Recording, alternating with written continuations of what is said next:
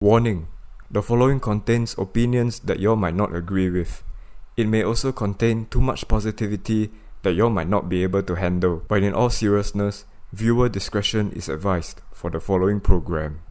Hello, and welcome back to the Admin Time Podcast with your hosts, Jones Chua and... Sammy, hi. Hi. So how's it going? We are talking about politics today. It's a topic that self-improvement might not tie into this, but we feel that talking about it would we want people to know that politics can influence our lives just a little bit, whether we like it or not. But it's important to be wary so that we are more informative and we can make better and sound decisions for the future. So, Sam, are you a believer in big government or small government? I actually have no problem. Cause as long as it's functional and it works, then um, yeah, I guess I would say that I'm a believer of both types, as long as it's functional. But if you would say you want to try to strike a balance lah. Yeah. Okay. The problem with big governments is they could have wait. I think both would be the same. So what I'm saying is the if let's say it is a big government, there'll be like a divide, but it also applies to a small government. There's also gonna be a divide, but I think it would be a better choice to have a bigger government, because you have like a lot of there'll be like a lot of what do you call this, like opinions and stuff that could improve a let's say a problem that they face. Yeah. What would you consider Philippines to be? A big government which controls almost every aspect of say the economy, our the social programs, housing, or do they take a step back and let the people decide? What would you consider Philippines to be? I honestly think it will be a big government. I think it's both the same as, yeah. I think it's both the same as what we have in Singapore, and I think our governments are now like due to the colonization and such. I think our governments are more, say, westernized due to the Western influence that is being has been like influenced by the colonizers and such. Yeah. Actually, I want to know your opinion on, or rather, Filipinos' opinions on Americans, because I know America had a history with Philippines in terms of during Yeah. World War II. That I've heard some mixed opinions, like okay, maybe positive history, like the Americans would free Philippines from the Japanese, but also maybe some Americans would uh in times of war, like let's say Vietnam War, Yeah. some soldiers will sort of pillage and burn your small towns or something like that, especially in when Russia tried to freed Berlin in World War II, and then Yeah. some soldiers would go haywire and commit atrocities. I'm not sure if the Americans really did that in Philippines, but I just want to know your opinions on Americans during the war and now. What was Well, it a very positive experience or negative experience? it was more because, like, if you're talking about colonization, I wouldn't. Okay, though there's some positive aspects on it, like for example modernizations and like the progressions of the country itself, due to the like, because America is a very so-called the most modernized, like very futuristic kind of like if you say futuristic, you say Americans because like they're more modern in in technology. Um, but you've also got to you can't deny that these atrocities that happen still happen, and I think that's what angered Filipinos as to like what happened during the time where they colonized us, and and besides the whole like the Japanese occupation and such, they have been around for a long while already, like even before the Japanese came, and I believe we were oppressed with the way they looked at us and stuff, and like they were still like um they still had the superior mindset, and I think that angered like most of us, and uh we disliked the way they treated us, especially I mean I think throughout, and even to the current times that is be as even for the current times, like for example like before um the Americans like left Philippines, like they were uh, it's very subjective honestly, because like they also helped us, but at the same time like we were already damaged and we So I mean we appreciate the gesture of help, but we would rather say that we were more damaged than help. So yeah, we honestly we would like to think it we would like to think it as a positive because because without them we wouldn't have been like this modern, but um you can't you can't like forget like every bad aspect of the negative sides of this colonization thing that happened. so there are some Yeah. underlying negative factors Yes. that were, so for example, every two things they do right, there are, let's say, 4 or 5 negative things that happen lah. And you can't deny it because last time was like that lah, right? Mm. Yeah. But would y'all say y'all were better off under the Japanese or Americans? Let's say So you're going into history and you ask your parents, ask your grandparents. I honestly think it would be neither. I think we would be we would have been better off independent rather than being colonized by a country, because like um if you were colonized by, let's for example like the British in Singapore, right? Like you wouldn't have much freedom as to what you have now. Like you wouldn't your government wouldn't be as automotive as what we have today, and I believe the the the progression of a specific society, that for example Singapore, as wouldn't be as modern as to compared today if we weren't uh, given this independence, correct?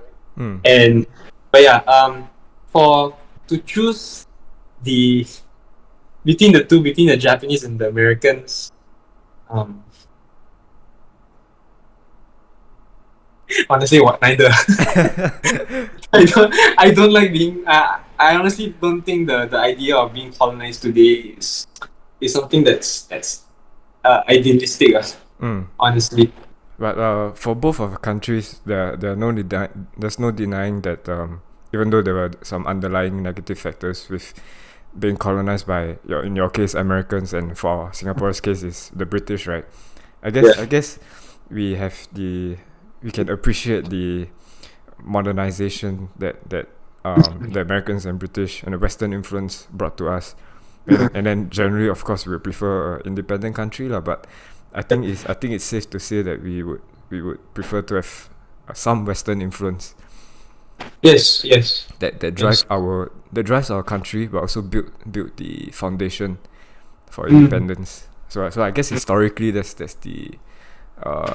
how our countries were founded. Like when is Philippines independence? I'm not really too good on dates. Let me just search it up. I mean, you don't know your national day. Y'all have a national day, right? We do have a national day. It's just that I'm not really into like dates and stuff. So I actually need to search it up. Wow. Yeah, I think you're better off under the Americans. 4th of July easy. Dude, okay. I honestly think it is important that I know this. I honestly think I'm ignorant of not knowing the dates, and it's on my side lah that I'm not too like too wanting to have like the knowledge of dates and such. But yeah, I think it's my part on like improving on. Yeah, I'm trying to learn. Like even for my personal life, like for example my family's birthdays, like I wouldn't remember them too concisely, like, oh, this is the birthday like today is the birthday of, for example, my father. Yeah. It's more like when the day comes, then I'm like, oh, like, I guess it's like a ignorant it's like a negative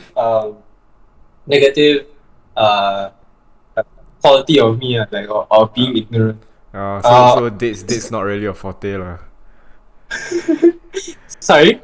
Dates are not remembering dates are not really your forte lah. Yeah, some kind of I would just save it on my phone. It'll be like a reminder, cause like I would rather like not really I would rather, cause like it'll look bad on me if I don't. So today's Iggy's birthday.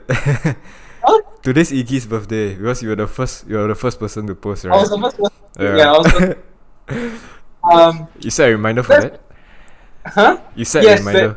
That's definitely a reminder. That's why I've asked you, like I've asked in our group chat, like can you guys tell me your birthday? I know. So I I remember.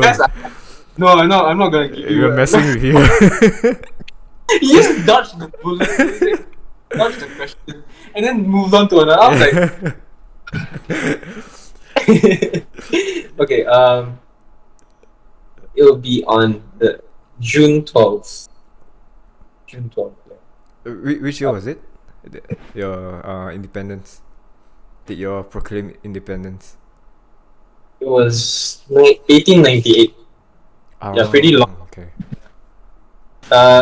It's from like the Spanish the independence from Spanish colonization.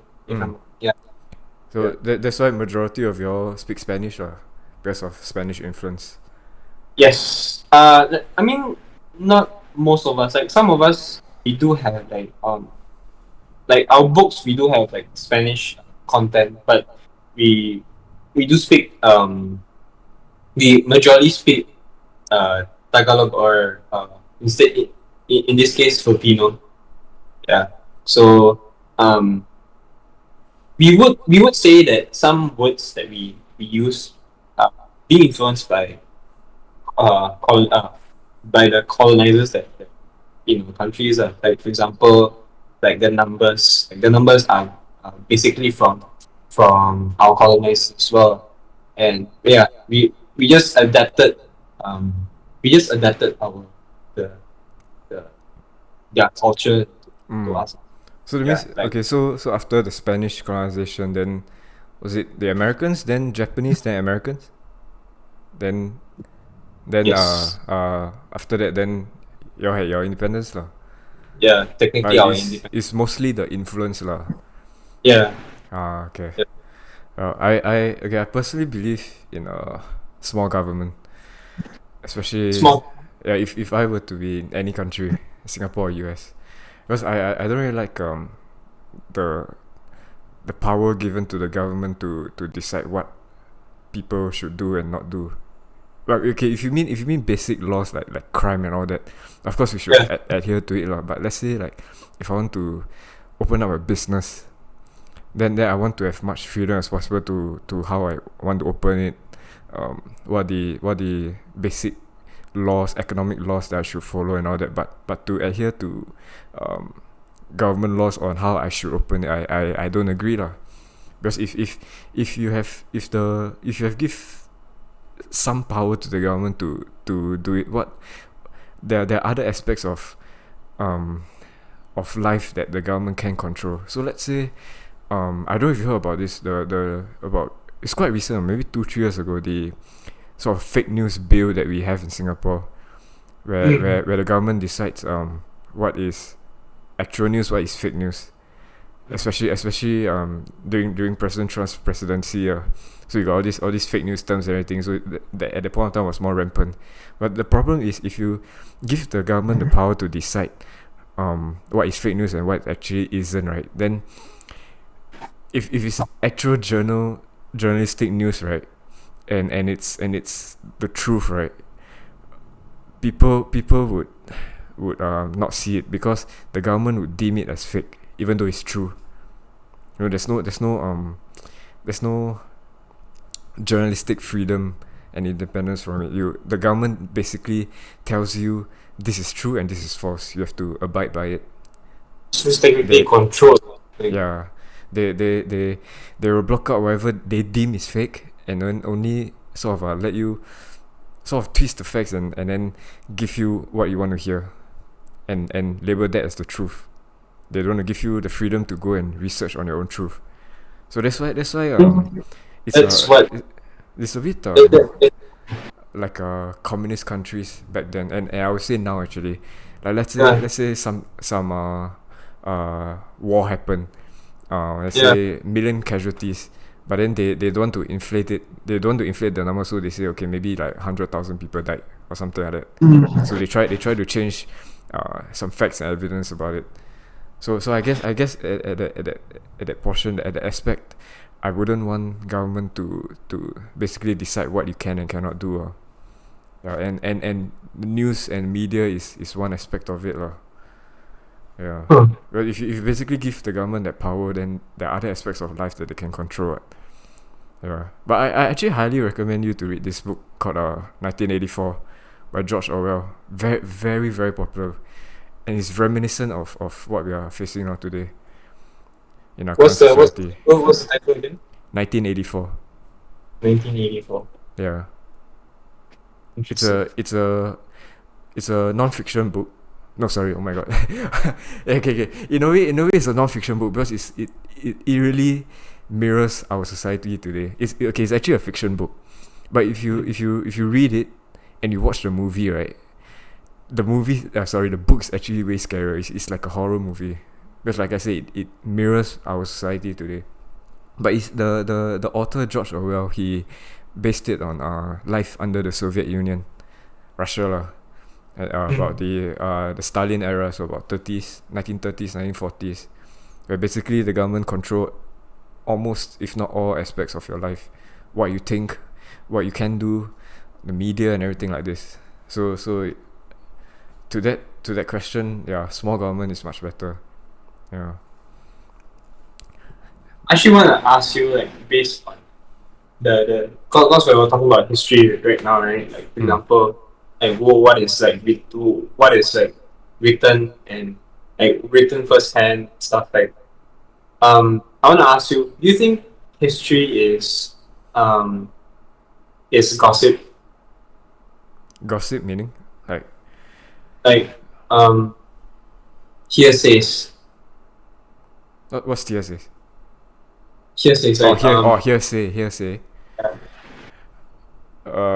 Depending on what history you mean, like if it's something that actually happened and we learn from it, then no. Like, let's say the atrocities that Hitler and Stalin did, and then if we know what they did, what's the history and what's the story behind it, then as mankind we wouldn't repeat such mistakes lah.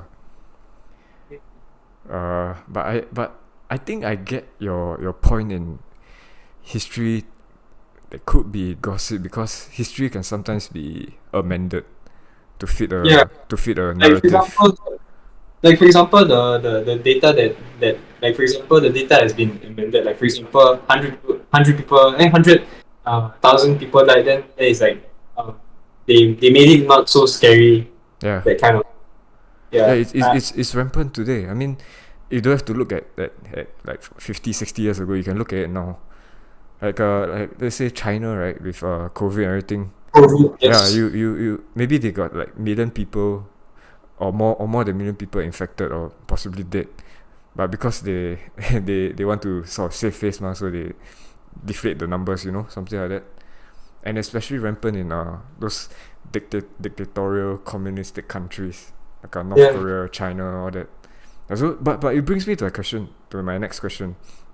Do you think politics, as much as people try to avoid it, will one way or another affect them?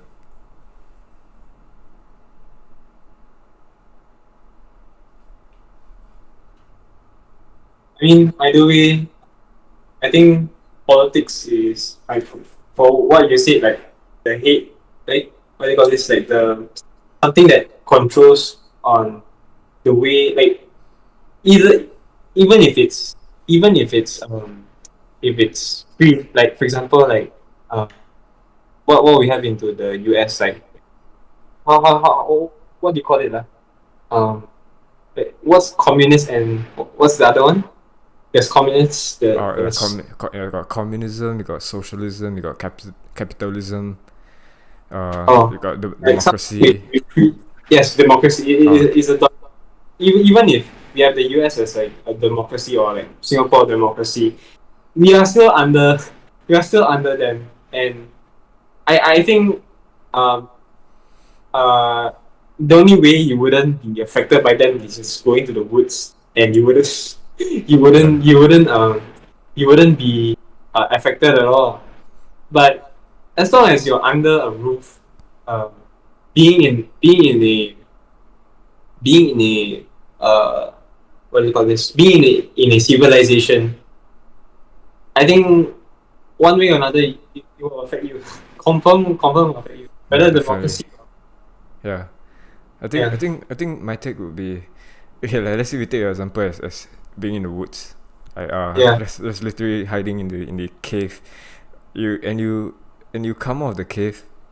Somehow maybe before that you were Singapore had like, let's say 5% GST, something like that. Then after that you go back into your cave. 2 3 years later you come out, and then suddenly you want to buy some goods, and then suddenly 9%. Wow. It may be like a, okay, it is a 4% increase, but then little policies like this does affect you. Okay, this is if you go back to civilization. But if you don't go back to the civilization, then you wouldn't be affected. You will just hunt by your own. Yeah, but okay, okay. Let's say if you stay there, Yeah. what if the government decide to reclaim your land or something like that? Decide to use your land to build, say, casino, more housing. It will still one way or another affect you, right? Imagine just wake up and then someone just knocking at your door and say, "Give me that." You like your hair grow damn long. You got like a full beard to your feet there. People will think like you caveman, and suddenly the guy in suit comes in. Yeah, I'm gonna reclaim your land. I'm gonna build a presidential palace here. But okay, but the point is that piece of land is still part of the government's, right? Okay, if you're talking about reclamation, let's say the prime minister says, okay, I want to reclaim this bit of land to build something. That is still a land policy, ma. And the GST example that we mentioned is a economic policy, ma. And let's say I don't know. This is notion. I don't know if I think it's quite common now. Almost everyone will say, "Aya, I don't know this politics lah. Like I'm not interested lah. It won't affect me lah." But you one way or another it will. What? If you read the news, if you, let's say, COVID is a big thing. If Yeah. all those mask mandates or 1 meter rule is all part of the policies that the government enact. What? So like it or not, or whether you're interested in politics or not, you still get affected by it. Definitely. Yeah. Yeah. Yeah. We can't be ignorant to deny all of these like uh, causes that's happening around us. I think it will be irresponsible. It will deem as irresponsible don't if we don't if we just say not knowledgeable. If we just say ignorant, yeah. Yeah. The yeah, I guess yeah, again it will somehow affect you, even even if you are like cavemen. Yeah. Um It all goes to space. yeah. But do you hear the recent China protests? The protests I happening in China because of COVID. I I heard of what's happening like something about them protesting about their freedom and such.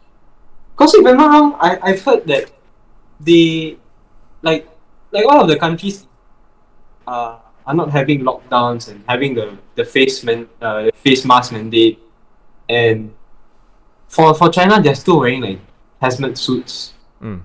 and like um being in lockdowns they can't I heard that they can't get out of their apartment. Yeah. They and then when they walk in the crosswalks they'll be like going to one direction only, not going to many directions to avoid it's like controlled. Yeah. That's what I heard like, about the situation in China. But about the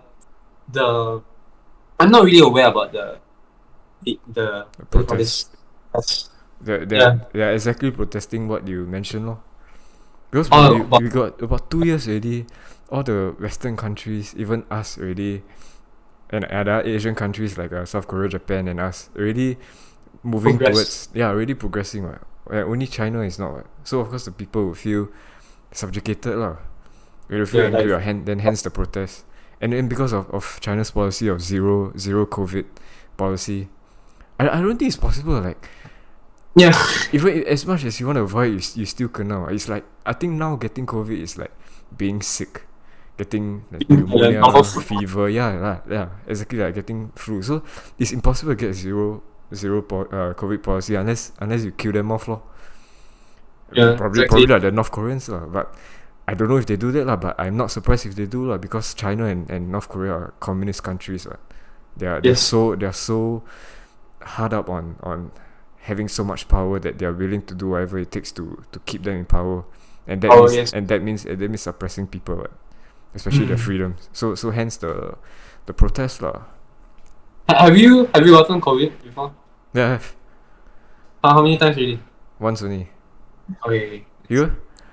same once. It was at work. Wow. Because like because I was cashier at a staff D. Shouldn't have said that. Hmm? I was I was working in a F&B company, and I was a cashier that day. And then like I've been I guess exposed to a lot of like bills and stuff like that. And I think like some part of it like went inside me. Then I think that's what like infected me. Of course, I when I was in Singapore, I didn't went out that much, but it was more on going to work and that kind of stuff. But yeah, that's it, lah. Wait, did you work at? Oh my god, forget. The one we ate at T1. The burrito. Oh my god, I forget what is it called. Bro, I just said it. I didn't catch it. I forget. I Stuff didn't hear. Stuffed. Yeah, stuffed. Sorry, I didn't catch that, but I somehow forget the name. Like how we forget what CMPB was. Yeah, stuff. By the way, stuff. It's not stuff there. You are right on saying it as stuff. I just want to. Yeah, but it's an just inside joke. Inside joke. Stuff D. I also will say stuff D. But okay. Do you believe that Western influence, particularly from the US, plays a huge role in how a society behaves? Yes. I would think so. based on Western. Yeah. I do think and it's because as a superpower, I actually cannot deny that it does play a huge role in how our society behaves and how our economy as well. How's the economy like being affected and stuff. Um, but honestly, if you're just speaking just for the US, I don't think it's we could generalize we could generalize it to be the only factor that affects how our society behaves. Sometimes it's also um, the other superpowers as well, like for example Russia and UK, China, Britain, the UK, yes, yeah, British. Britain, France, yeah. Oh, sorry, Western.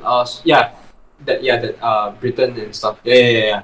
Yes. China. Oh, I think China now. Wait, that's different. Yes. No, I wish China had Western influence. They become more democratic instead of communist. Just imagine. I mean, don't you think that they're becoming less communist? No. That will be the post Mao Zedong era. I would say maybe the 80s or 90s where their markets start to open up. But then again, it's controlled. And more and they have alternatives to social media like TikTok and other kinds of social media. Markets also, they got Alibaba and all that. But then again, the underlying factor that there is still some communist control. It's not as free. It's not economic free than US or other Western countries. It's still controlled lah. Yeah, especially now that there are no elections like how Philippines and Singapore have, or rather the US. Their elections all held within the Communist Party. That's why you see Xi Jinping recently won the election. Right? He's still president. Right? Yeah. But I think for me, I believe that okay, not policy wise that influence us, but in terms of the culture, like in Singapore where there are mainstream media like American mainstream media like CNN, MSNBC, right? How they over the past few years post write fake news and everything like this, especially against conservatives, right wing people, or basically their own American citizens, especially against President Trump. Now more and more people see them as fake news. But the thing is, CNN, MSNBC, all this, maybe possibly even Fox also, they build up their status over the past 10-20 years. And no one outside the US believes that they can be susceptible to fake news. Then our own news sources like Straits Times, and I don't know about Philippines, but for Straits Times they pick up on the fake news. They believe that whatever CNN and all these are posting is true, and then our Straits Times Today online, even the Straits Times, the online website will pick it up and deem it as true, and then they feed it to their own citizens. I think most of it will be influenced on those sites, because like if you think of it, if you go outside of those companies, of those major news companies, you would be deemed to be how to say, it's more on the like finding a word here.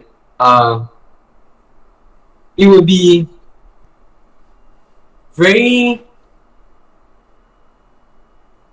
like you think that you're having like a conspiracy theory and stuff, like for example, like the news that's like, if you're going outside of those companies, people would think that you're having like a theory, and yeah, that's true.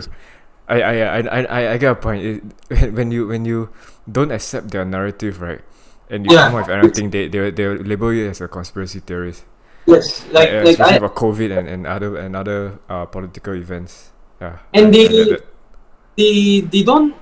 don't accept it at all. Like they frown at those kinds of people, which is something that I kind of like cause like don't you think that we should also ask like in philosophy, yeah, like in philosophy itself, like we should always ask ourselves, instead of just like having information just being handed to us, right? Yes, Like I true. think that's what makes us more progressive. But if you were going to silence those kinds of people, those people who come up with these conspiracy theories, and how would we so called like arise from situations like this? Like don't you think like some theories might actually be applicable, and could have like could have solved something um that's that could have been solved by I don't know, by a simple theory. But yeah, like it's definitely very uh it's definitely very like frowned upon, all of these like sites. And we've always been told, like honestly, I honestly believe that we were always been told to always follow these kinds of news sites, because like they deem it to be very factual. And but you're still relying on something that's human, and something that's not factual, like entirely factual. You're still dealing with human opinions. And we live in a fallen world, and people do lie, right? And this is where we should kind of like um ask ourselves with the like what's real and what's fake. Like we shouldn't just deem someone that um like we shouldn't like deem this news source to be real just because it's CNN or BBC. Like it's very subjective, but I honestly think that they shouldn't ban or have like some sort of negative, like I think it's a negative uh how to say that a negative quality that we have, that if we find something ambiguous or something that's out of the norm, like we immediately cut them off, and we don't accept their views and stuff, and we deem them as this is not the right this is not the right thing to do, which kind of go against our ideas with philosophy. We should always like question we should always question ourselves, and do things for ourselves instead of other people, like which is what we've been influenced by. Yeah. Yeah, I mean, we should always keep an open mind lah with information yeah, like this, and exactly. especially right now. My notion is whatever the mainstream media tells, like let's say for example, Trump is bad, Andrew Tate is bad, right? If they say if they say it's bad, right, I'm going to say that they are good, because I'm taking whatever they say as the opposite, because like you say, okay, it doesn't matter if you agree or don't agree with them, but then you should at least welcome their opinions and then Yeah, make a conclusion by yourself, instead of yeah. them dictating we should what information we process or not.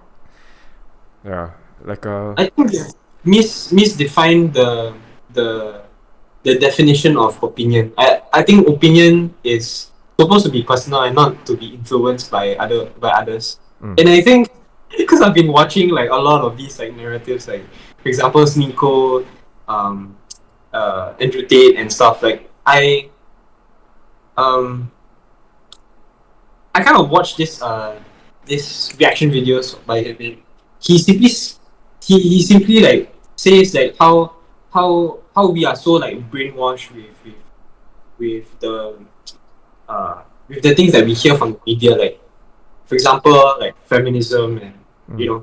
free speech. You know, it kind of like I realized this, that the words that we spurt out, it's all like under this influence of the media. Like they want us. I think it's a brainwash kind of thing that we say out. The things that we say out, and there's definitely a purpose of that, which is the media. And uh, and I think that with this kind of thing, the definition of opinion has been like messed up, and it's not really an opinion anymore. It's more of like influenced model answer to say it out. Yeah. I think And the sorry, you were saying?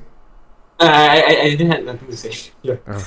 I Yeah. think the mainstream media played a very huge but negative role in how we have public discourse and conversations, because it's so one-sided already that if we have another opinion, it would deem as let's say all these terms like they call racist, homophobic, and all that kind of stuff. And the thing with the mainstream media is that they try to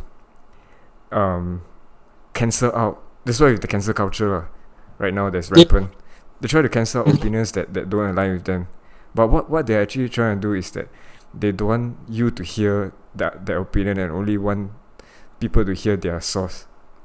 So it's like there's this quote where you cut off someone's tongue not because of what you're scared they might say, but you cut off because you are scared that they might say the truth. Yeah. So if you're not scared of the person saying the truth, then why cut off his tongue? You know. Exactly. But if you cut off someone's tongue when he's speaking up the truth, meaning that you're afraid of what he's saying. What? I think this plays a major like the whole this whole thing is based on ignorance on how ignorant you are, and I pretty much think that society today is pretty much ignorant uh about these kinds of like situations and things, and um which brings us to our self development, and like our purpose of here is to always improve ourselves, and I think that the one evil rule of this self progression is ignorance. Mm. Don't you think so? Yes, definitely. And that's why I'm open to more, or rather I was open to more independent journalists. Like every day I watch this YouTuber called Mark Dice. I would watch this he was a previous Fox journalist called John Stossel. So Yeah. basically I'm more open to what the number one media tells us not to watch, and second media more independent alternative. So for example, let's say CNN doesn't report on this, but this independent journalist would. So it will be like an eye opener lah. It's like something the mainstream media try to hide lah. But independent, hardworking independent journalists like Alex Jones, Mark Dice would try to research and dive in some topics that mainstream media wouldn't cover. Right? Especially and what we're discussing now would tie into the previous question of people being somewhat ignorant to politics. Because Yeah. those people who say that politics doesn't matter to me lah, it doesn't influence me. Those are the exactly the people the mainstream media targets, because their minds are so malleable. You know, it is either here and there. Especially when the first example I brought up, where the Western media influences our own media, like Straits Times and Today's Online, something like that. The most recent one was the midterms election in the US. So they try to basically paint Republicans as, oh, they won, oh shit, this is damn bad for the US and potentially bad for Singapore. Or when President Trump announced his candidacy for 2024, they try to paint him in a negative light. And I believe one factor is they got it from the fake news of CNN, BBC, MSNBC, those Western media, and also some journalists in Singapore from the Western media are also writing these negative hit pieces. So it's not just the negative influence from the Western media itself, but also journalists in Singapore that believe in them as well. How lately do you think that these so-called the journalists would have speak positively instead of like like, cause like I think if you were to speak positively, like they will count the positive things rather than like count the negative things. So like, how do I say this? Like I think I know what I mean. Okay. I feel that journalists should strike a balance. If there are positive things, then it should be said. If there are negative things, then it should be said. But the thing Yes. with our media, the thing is with our media is that there are a lot of negative stuff, and they sideline the positive stuff. Yeah. And they're so biased to the point. Like, let's say if okay, let's say racism. They try to paint President Trump as racist, and things that in the past that he has done, they somehow paint his father as a KKK member or something like that. When he started running for president, he became racist and everything like that. The media would conjure up lies to say that he's a racist. But then if you compare to Biden, right, who actually said and did some racist stuff, like he said, you can't as a I think at the point of time as a senator or as a VP to Obama, he said, oh, you can't enter a 7-Eleven without hearing a slight Indian accent. So that's basically saying, well, you go every 7-Eleven, confirm got one Indian cashier lah. As a politician, he said that. And then during his campaign, in 2020, he was in his basement cause COVID ma. So he was telling a African American guy, oh, if you can't decide whether you're gonna vote for me or President Trump, then you're not a black guy. What? Yeah. And there are a lot of other racist stuff too lah. Like in the 70s where he was a senator, he said that I don't want to bring my kids to a school that it's multiracial. So he didn't say multiracial, but okay, he said racial jungle. That was his term, racial jungle, meaning multiracial class lah. Like you got white people, you got black people, all that lah. So he didn't want to bring his kids there because then it will negatively affect his kids.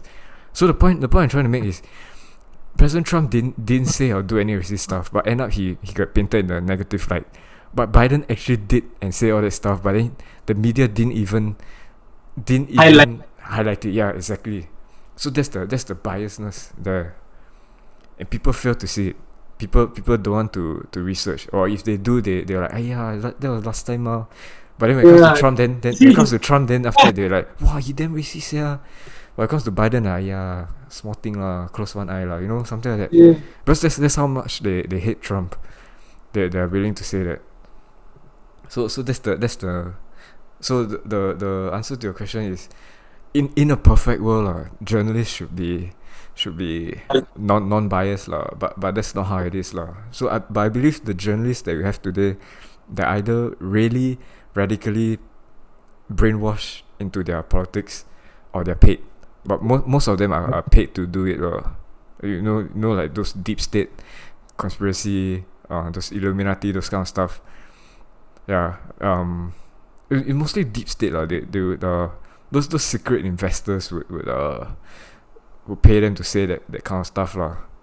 And what I'm saying now, it may seem like a conspiracy theory like maybe 10 years ago, but right now anything is possible. You cannot brush it off.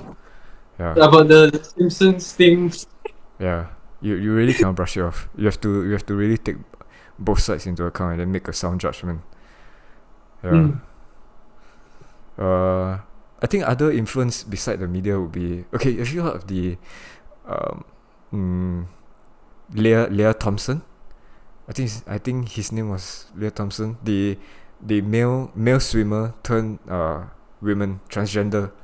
Oh, and then he took part in the women. He won, right? Yeah. Uh, Yeah. What do you think of that? I don't know about the pronouns actually. Bro, no, don't fall for that, bro. He is a he. Just like Bruce Jenner and Caitlyn Jenner. You'll always be a he. Don't fall for that. It's a very conservative thing of me. I would say it's a he because he was born he. Exactly. But then now it's like, there's this like insecurity that I have. I mean, it's not that I wanted it to happen, but it's like due to the modern, liberal, right? That's like something that's liberal, right? Due to the liberalization of things, right? Like, is it even a word? It's a word, right? I think it is, but yeah, I get what you mean. The how liberal our system is today. Yeah, we had to question ourselves, like kind of like what we pronouns aren't to use, we aren't what to. we aren't free to we aren't as brave to say out the things without being fault, something like we are now afraid to make mistakes because of the liberal Agenda. liberal yes, the liberal agenda. Yeah, thank Yeah. you very much. Yeah. Yeah, about this Lia Thompson, right? So, Yeah.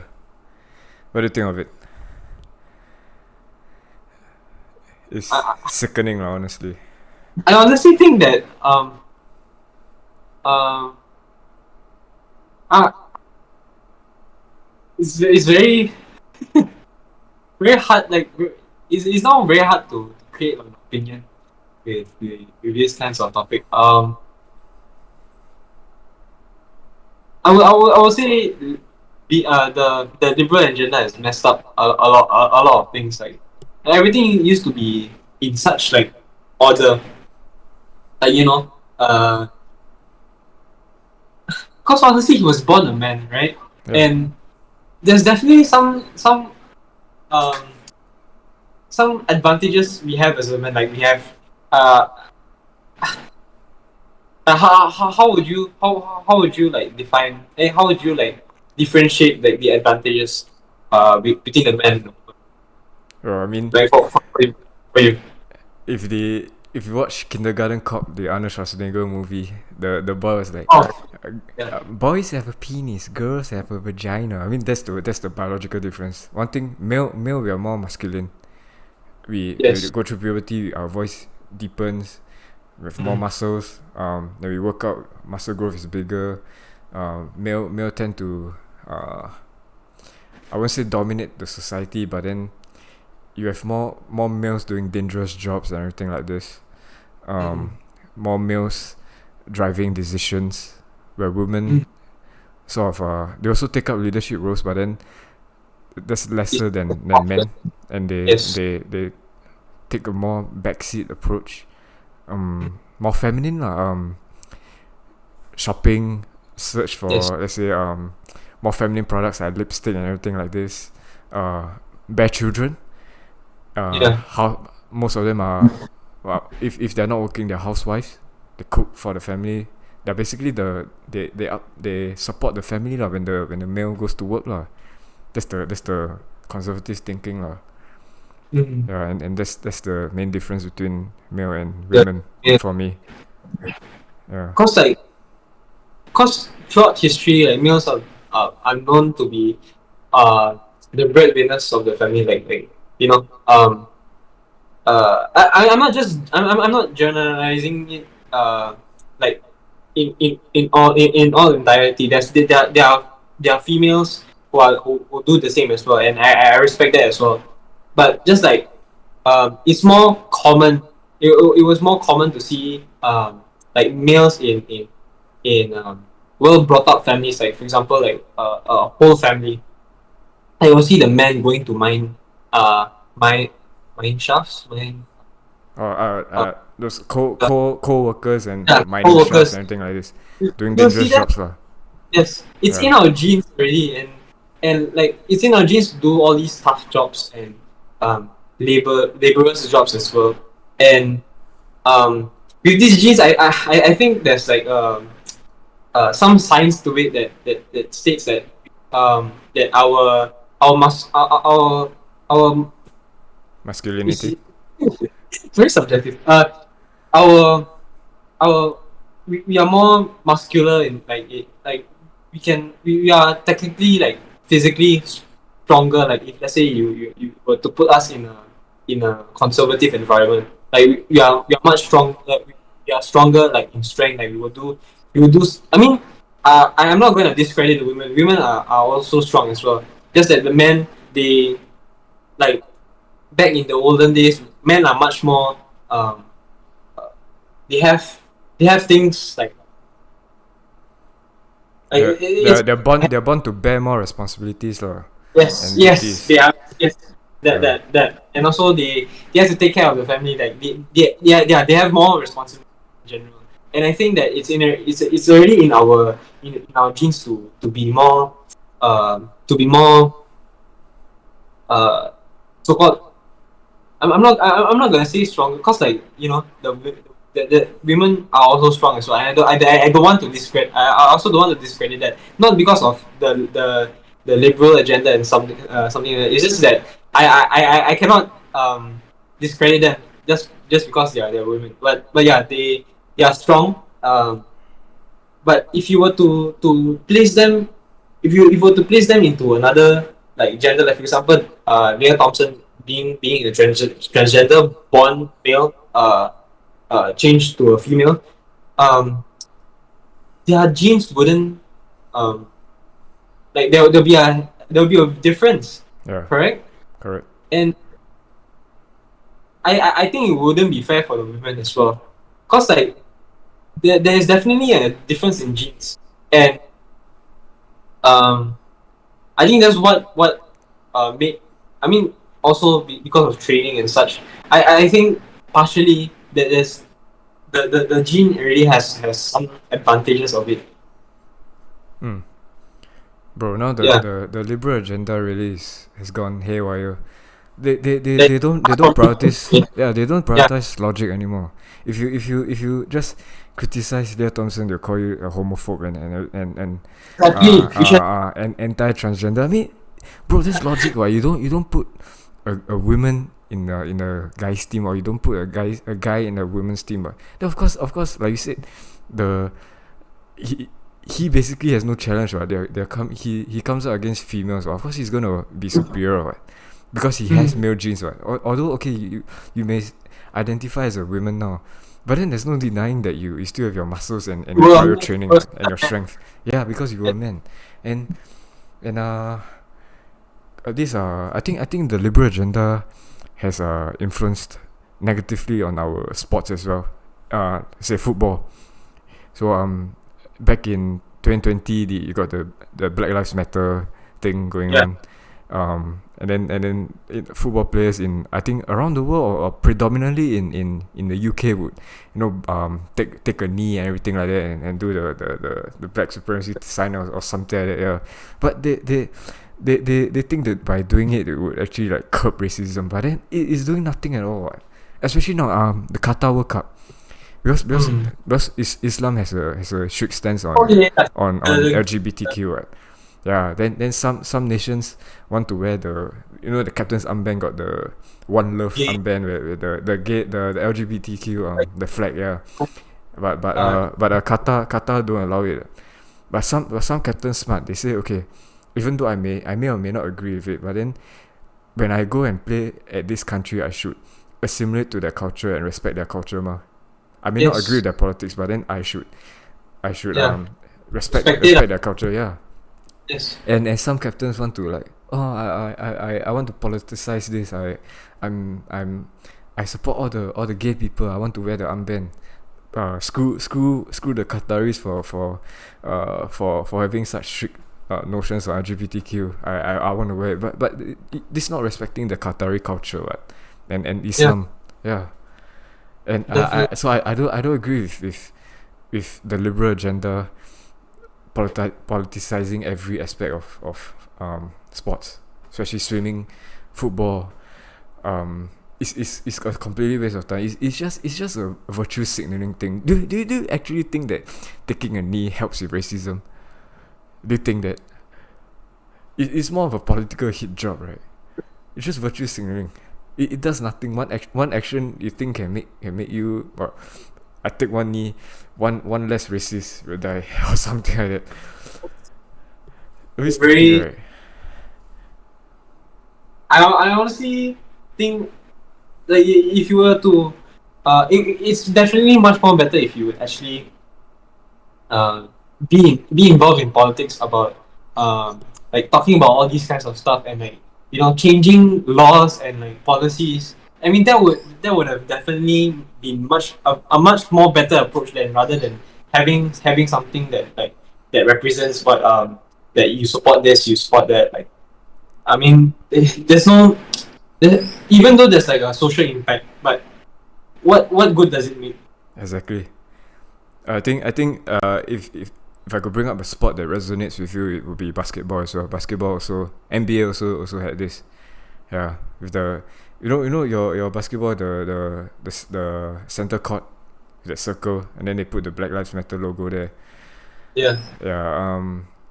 LeBron James stands on BLM and how pro China is he. They got Colin Kaepernick with the NFL. Whenever right now, whenever the US anthem is played, right? Okay, for example, hopefully for your country and Singapore, right? When the national anthem is played, right, you at least respect it and sing along, right, and stand up, right. But these people, in NBA and NFL, right, because they are so brainwashed in thinking that America was such a racist country last time, they actually took a knee whenever the national anthem is played, signaling that they are disrespecting their own country lah. I mean, okay, the racist roots, that is fake. Is some again, it's the mainstream media trying to brainwash us, and especially the youth and children, into thinking that America was inherently a racist country. Sure, they had slavery and everything like that. In fact, George Washington, Thomas Jefferson had slaves, sure. But then America also fought a civil war under President Lincoln and abolished slavery, right? America was also one of the first countries to not only abolish slavery but also give rights to people of color, and allow them to vote and everything like that. If you're talking about 100 years ago, 50 to 100 years ago, they are the most progressive country in the world. So sure, they had some sort of misdeeds with regards to slavery, but then you cannot deny that America had been progressive about these issues, right? Because of this brainwashing, right? Then people think that America is inherently racist, and then therefore they disrespect the national anthem, and they even burn the flag, because of that. It's damn disrespectful. I mean, bro, you have your different politics, but then you cannot disrespect your country like this, right? Then if you disrespect, then you move lah. You move country lor. You're so rich, you move country lah. You say, well, America so racist, so capitalistic. I like socialism, I like communism. Okay, I'll move to a socialist or communist country lah, where they accept you lah. Millions of people want to be an American citizen. Like me, I actually really wish to be an American citizen in the future, and I actually love America. Why not let me in? You kick those people out that hate America, and let people that actually love America to be inside. Just like Philippines, if I tell you outright right now I don't like Philippines, then why should I be welcome in your country? Why should I be a citizen in your country? Or if I'm in Philippines right now, if I disrespect your country, then I shouldn't be in your country, right? Same applies. On a lighter mood, we actually, okay, instead of the negatives, like saying that I don't like your country and stuff, like for example, let's say if you actually wanted to be a Filipino, you actually could, like, if you actually have the interest to, like, be a Filipino, like, you definitely could. And like I think there's this YouTuber that's been going around, like, Philippines and stuff. He's actually, I'm not really too sure about the information that's been given, but he was accepted to be a Filipino. Like, he's accepted to be, like, even though he's from the States, like, he's accepted to be to be part of this nation, and I think that's very, like, it's a big move, by the country itself, because, like, it has, though it has happened before, but it's very heartening to see, not heartening, like, very heartwarming to see people wanting to come into not only just our country but to others as well. But yeah, there's one positive thing to look at that. But yeah, you were saying about the. Or are you done with the? I'm actually done with my thoughts on it. Yeah. That's why, because of this liberal agenda, right? Okay, have you heard of the critical race theory? Critical race. No. Right. Okay, it's basically a theory where let's say white people, because they used to own slaves, so or they were slave masters, so they're inherently racist and they're bad. So white people should be shunned from society. Black people, majority of them were slaves, so you have to take care of them properly, something like that. So basically, they look at the faults of each race, which is no goal lah. So this theory, they're actually pushing it in our US education system, and to my shock, right, on researching this topic for today's topic for our podcast, right, I searched critical race theory, right, and then suddenly Singapore come out. Then I got a shock, because exactly how we mentioned the US influence, whatever they do will always sort of spill over to Singapore, and how it influences us. So I stumbled upon this website, this Singapore academics website, where they're also trying to push this theory, which is inherently racist, because you cannot say that white people are all racist, right? You cannot just say that. You cannot even also say all black people were slaves, right? Yeah, it's general.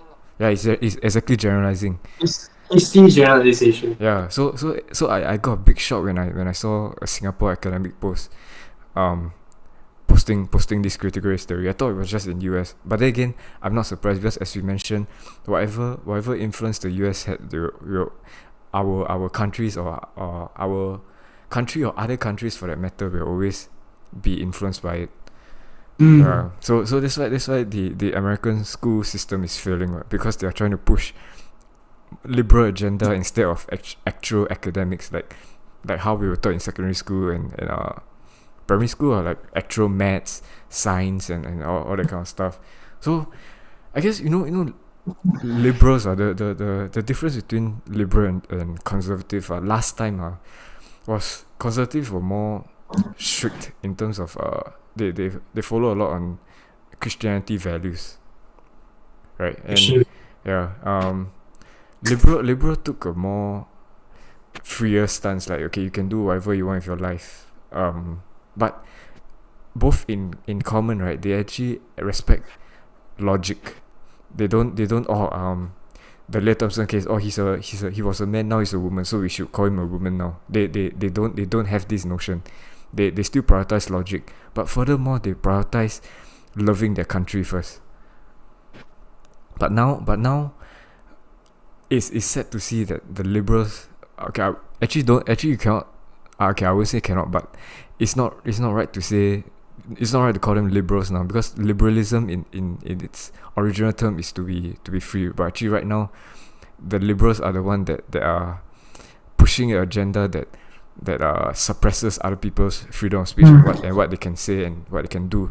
So they're not actually liberals right now. They're actually Marxist, communist lah, socialist, communist. Those that were more tyrannical. So that's why there came a term called classic liberal. Classic liberal is the ones that aligned with conservatives.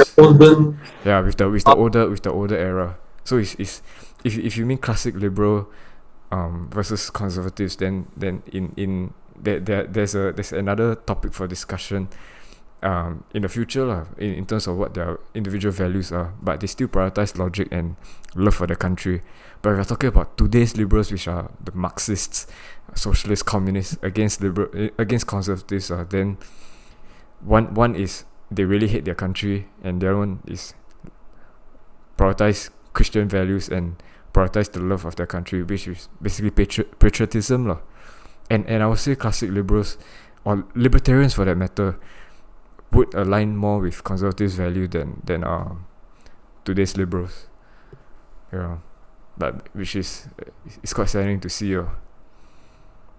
More like the fascists of today, where in the 1930s and 40s, where you got Hitler trying to suppress free speech, individual liberty. We are facing that now.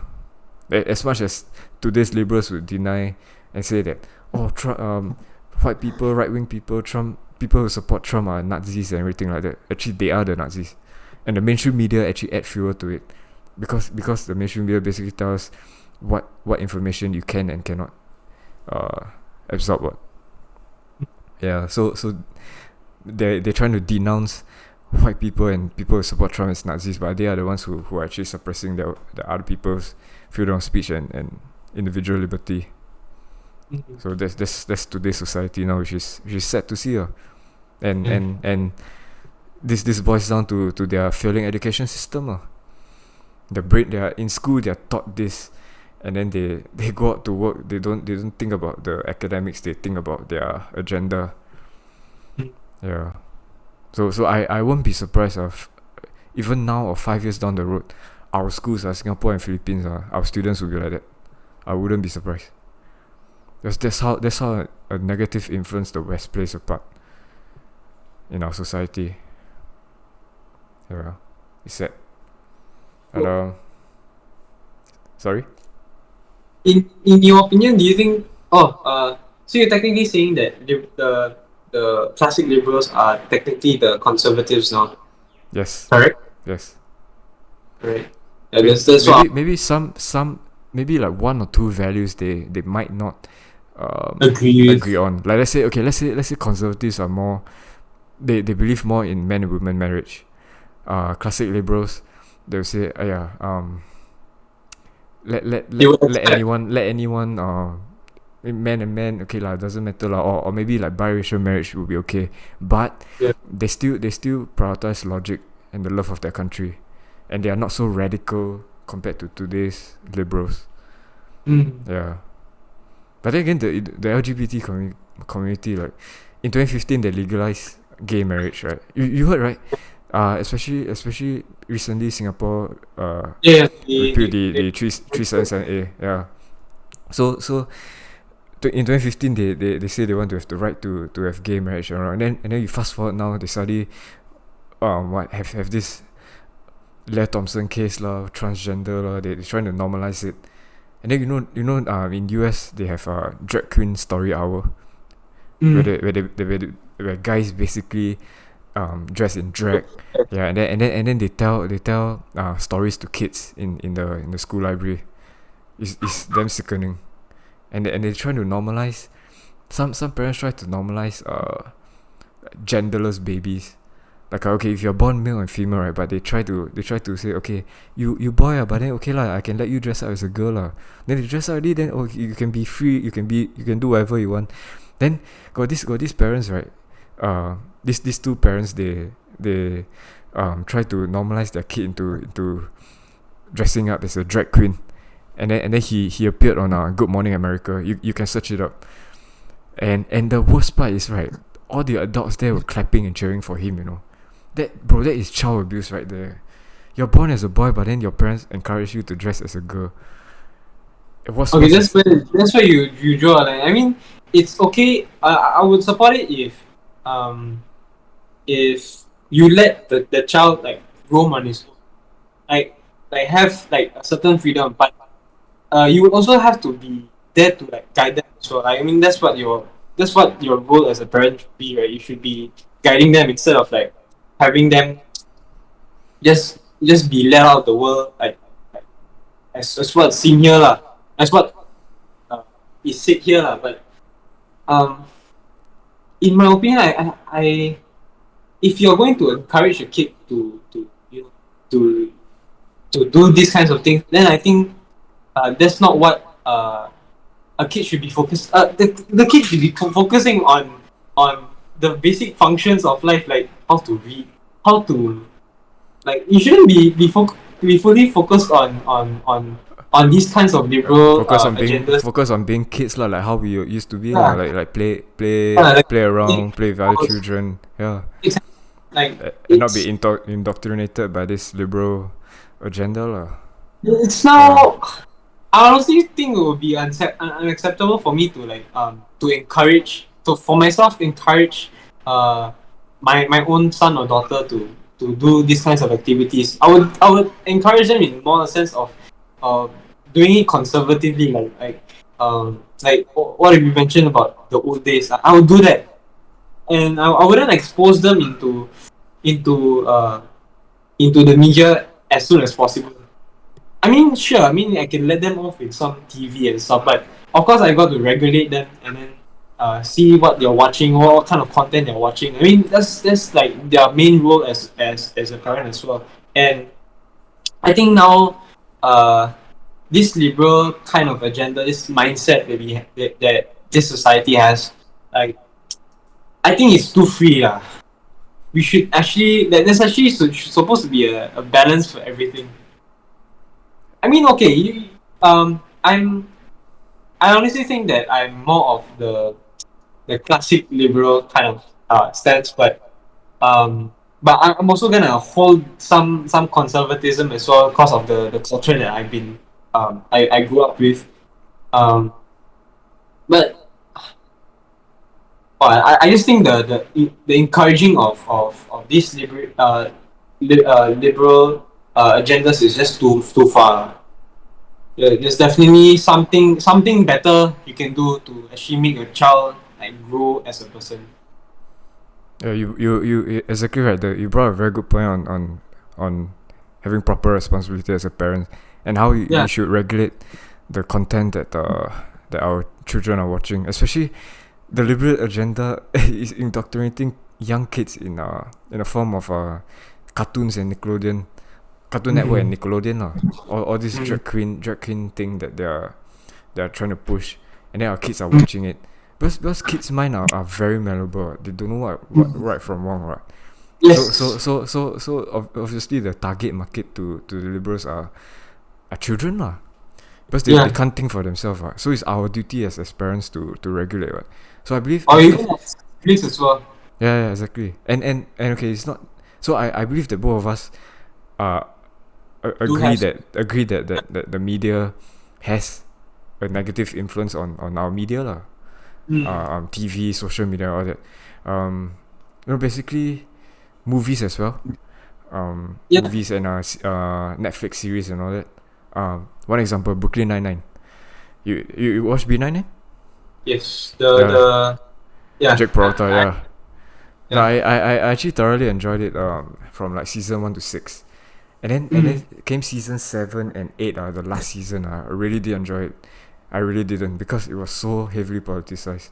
Like there's one episode on the okay, let's say at the point of time, border security was a huge issue, illegal immigrants and all that, right? And how the media portrays for US is ICE lah, like ICA like that, but for them it's ICE. They are the immigration control. They try to portray them as the bad guys. So on this episode of B99, there was actually a illegal immigrant that one of the side characters housed. I think it was Rosa or Hitchcock or Scully. I forget already. But Hitchcock and Scully, they discovered that the one of them was housing a illegal immigrant, and then the ICE agents tried to question them, but then even as police officers, they didn't tell the truth, just because they want to save the life of this illegal immigrant. And then they completely throw away their police duties and try to protect this girl. But the underlying agenda is that the message is that we should treat illegal immigrants as humans. I mean, sure, they're humans, but then if you're talking about a sovereign nation, right, like US, like Singapore, like Philippines, you have to respect our immigration laws and policy, right? In contrast to Crime Watch in Singapore, there are certain episodes on immigration. Yeah, right. Like there's this guy. He just wandered off. Woodlands checkpoint and tried to cross JB. They are also going out from Singapore to JB. Are also gonna caught. Then got this another episode. Some Singaporeans try to house overstayers, people that already overstay their passport, their visa, and then they still get caught. So this kind of things doesn't have to be politicized, right? We are talking about security of our nation here, right? And why have to spread a message that illegal immigrants are humans? They should just be as respected as legal immigrants or citizens of the country. That's a no-go, right? Singapore country is something that's like, okay, illegal immigrants cannot be compared to a citizen. Yeah. Like a citizen definitely so much like so much aside, like it's so far fetched as well. And okay, treat them as humans, yes, correct, very good. But to treat them as a citizen, it's It's basically unfair. yeah. It's like, okay, it's like I swim over or just fly over to Philippines. And what if you're having an election right now? I'm not even a citizen, and I go vote. Do you think it's fair? It's not fair, right? Or I stay in your house. I get a job, but I don't pay taxes. It's not fair, right? So the message that the media is trying to push into the movies, into series, is really a no go lah. And okay, earlier on you mentioned your values as a classic liberal, yeah, but you also would want to retain some of the conservative values. Yes. So what are those values that you as a classic liberal / conservative would like to uphold, and what values of yours go against today's society? What are the main ones? I before this whole podcast, the question, me answering the question, I actually saw myself as someone who's in the neutral side. I didn't want to be viewed as a classic liberal or a conservative. I just didn't want the extremist, like to have an extremist idea on just sticking to one. And I think I rather hold idealistic values rather than something that's being based on generalization. I would take some values from both the classic liberal and conservative, but I guess I would say I'll consider myself as someone who's more like personal, like someone who has their own set of values and who doesn't belong into those categories. Um, um, yeah, so I believe in, yeah, like for the beliefs that I mentioned. I believe in those beliefs, but up to an extent. I only adapt their idealistic beliefs, but also keep the this traditional values as well. So yeah, that's what beliefs or what values I have, idealistic, and but then keep a hold of this traditional value. Like for example, I do believe in freedom of speech, but I do not believe in disseminating news that are just based on assumption. That's what I kind of like had the example. Um, Another example is I do believe that like even though like because I'm Christian, I believe that a man should belong to a woman, but I also believe in the freedom of loving whoever you want to love, correct? And um I mean, not for me, but for others. Like I have no I respect you. I respect you as a person. And uh, I just want you to like respect like my values as well, lah. Like but yeah, that's more of what I have, lah, for my values. How about yours? I think I 100% agree with you on your values as well. Instead of not taking a stance, I also am more, well, I would say classic liberal or libertarian, but also leaning more towards conservatism. Traditional. Yeah, correct. Yeah. But I personally have to take a very harsh stance against same-sex marriage, if you're talking about it. Back then, a few years ago, I created a sort of a very short a point form manifesto of my political beliefs. Back then I still supported President Trump. I still was quite neutral, but leaning more of a, okay, you and I, Buddhism and Christianity. Okay, if we, sure, we may agree or not agree with same-sex marriage, but then if you're talking about the individual people who are gay, you okay lah. You just don't do it to me lor. You know what I mean? Yes, yeah, No, yes. yeah. That's what So I'm saying. don't do it to us, but also respect our values. We Yes. don't we don't tell you our opinions. You don't tell us our opinions. I mean, we are basically saying our We can opinions now lah. But share. we, We can we try share. we try not, yeah, we can share, correct, but we don't try to change We you. Yes. respect. Yes. Respect boundaries. The mutual respect. We are not trying to change. You can tell us our opinions and we can tell you our opinions, but then don't try to change us. Don't change each other. Mutual respect, right? So basically that's our Buddhism and Christianity values lah. We still respect you as human lah. But in terms of politics, right?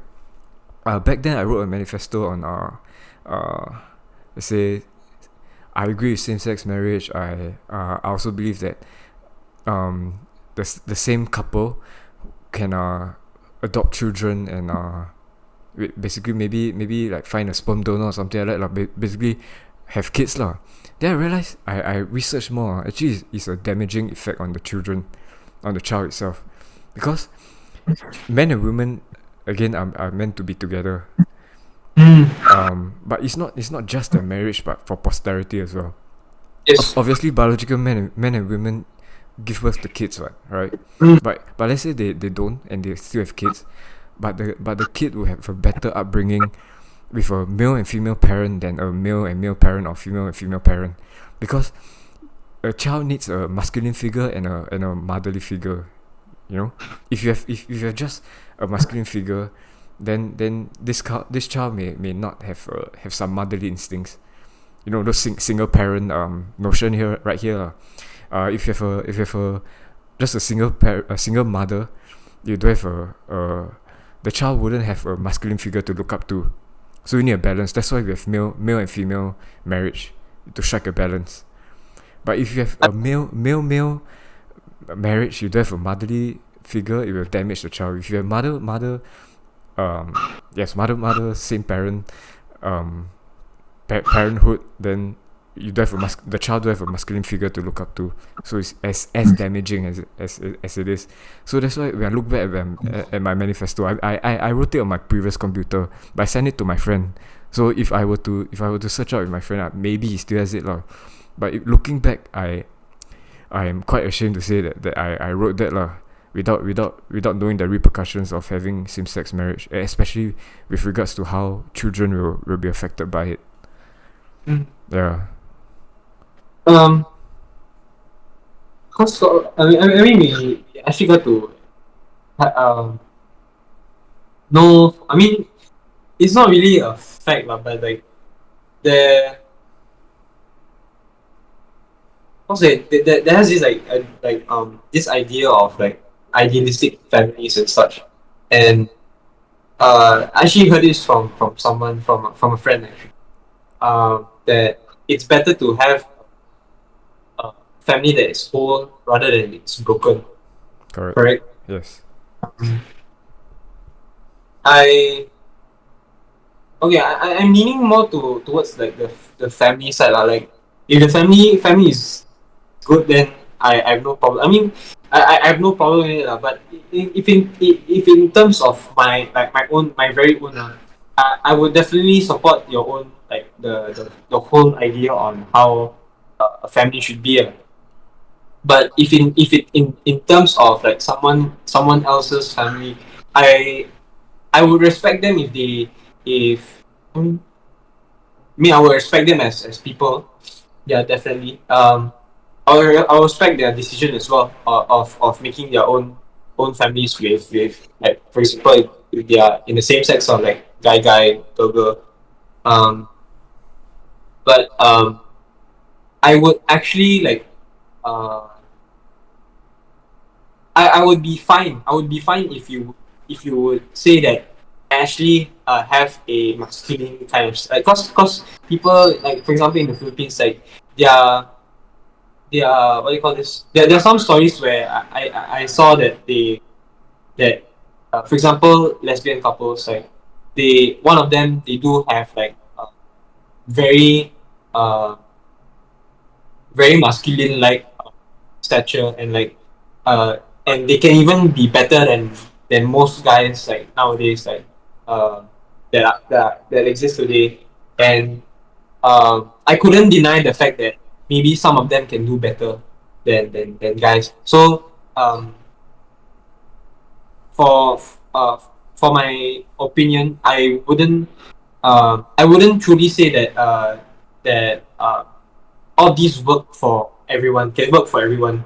It's more of their own like how they can um how they can manage it lah. If they feel like that that men should be marrying a woman, and men should be uh, having a family with a woman, then if they can adjust to that, then sure, good. uh, it's good. But if let's say you're not able to provide the masculine side, you're not able to um, to give out this traditional trait of teaching your children to grow up. If let's say they want to be straight, then to grow up straight, then there's like a huge problem there lah. Like let's say if it was a lesbian couple who's raising up a boy, right? Who is definitely sure that he wants to be a man in the future. Like it wouldn't be it would be very hard for both parents to actually grow to actually nurture this kid to be a man, because all he has is feminine figures in his life. So yeah, it's very hard. It's very subjective to kind of like have this approach on, there should a man should only marry a woman. Um, but then if let's say this woman or this man can provide the role that is needed, then I don't think there's any problem with that, because like you like I said, we're in a very fallen world, and um, I do think that we should have some kind of like freedom as much as possible, and we can't really like can't really say that we should deny these kinds of things that to happen. And what's important is what we can have for ourselves. Like uh like we should only have like our own opinions to judge what we can do to to live our lives or something. Just have your own personal. I would rather say that have your own personal belief. Like if you are able to provide, then sure, go ahead. But yeah, that's kind of like my stance on whole same sex marriage kind of thing. And yeah, I do support it if you can bring something to the table that could help out with this issue about the men. Yeah, that's what I can say about it. I think my stance on same-sex marriage is okay. If logically, okay, if it wouldn't work, but then also subjectively, you have to boil down to an individual family whether they can actually make it work or not. Yes. But also, that's not to say that a male and female marriage can also be uh can be susceptible to dysfunctional to having a dysfunctional family. But what I'm trying to say is there's a higher chance of having a functional, healthy family with a male and female marriage than with a same-sex marriage. But then again, it's subjective because some male and female marriage also don't work out, and they have dysfunctional family as well. But again, it's the posterity that it's the future generation that matters. So the children would have a better upbringing in a male and female environment than with a same-sex marriage environment. But I don't agree with the notion that the liberal agenda is pushing is that we should all normalize same-sex marriage. Because then one is the damaging effect to the children that I mentioned, but also how can same-sex marriage biologically have children? It takes a male and female to create children, what? And if you adopt, you also it still has to come from somewhere, what? And even if it still comes from somewhere, you adopt also. Again, it's a cycle. It will cause more damaging effects to the children, so my notion is I don't agree with it at all lah. I don't agree with the agenda they're trying to push, and they're normalizing it, yeah. But of course there are sorry. There's some limits to it, Yeah. honestly.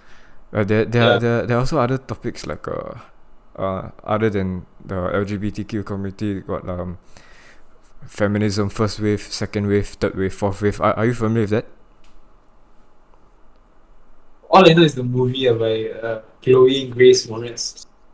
First wave. Sorry, I don't know if you know, but I don't know. I know Chloe Grace Moretz, the actress, right? The one who dated Brooklyn Beckham, I think. You know Brooklyn Beckham. David Beckham's wife. Oh my god, I said wife. David Beckham's son. Oh really? Yeah. Chloe Grace Moretz is the kick-ass that girl, right? Yeah, that girl, yeah. So basically first wave and second wave feminism is, last time in the early 1910s women tried to fight for the rights to vote lah. And after that, second wave is more of in the 1960s, where as women have tried to have more freedom lah, in terms of not just voting, like maybe workplace, having a job, more work related lah. Yeah.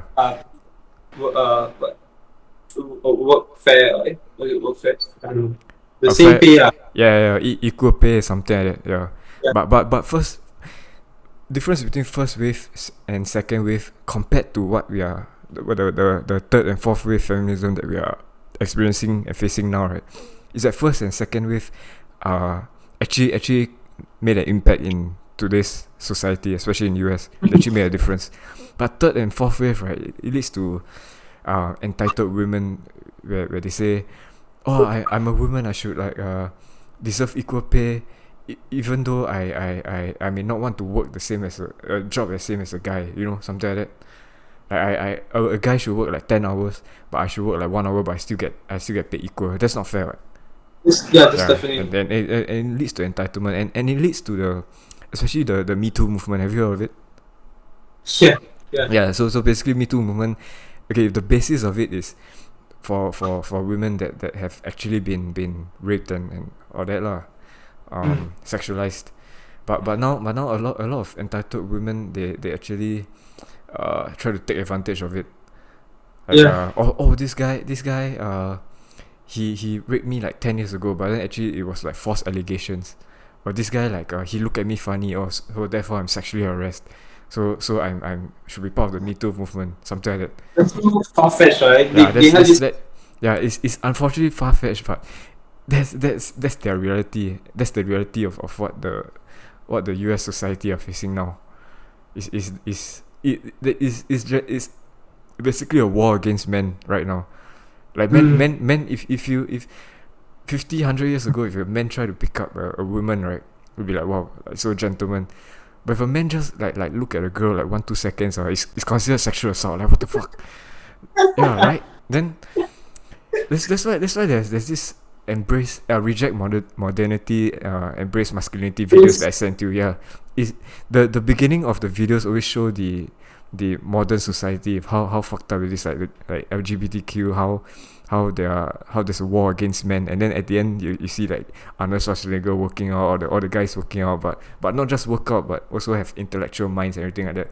So it's good to have a balance, but there truly is a war on masculinity right now.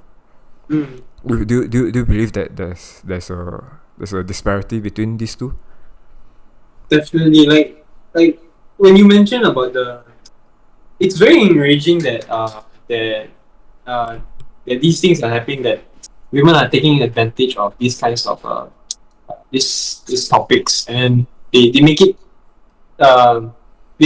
they push as much as possible to have all the privileges to their side without actually considering the repercussions that could affect that and it's definitely very saddening that to see our like society being this way, and it's just so that like we actually went back we went back for example, like the progression, right? We actually like went down instead of like going up.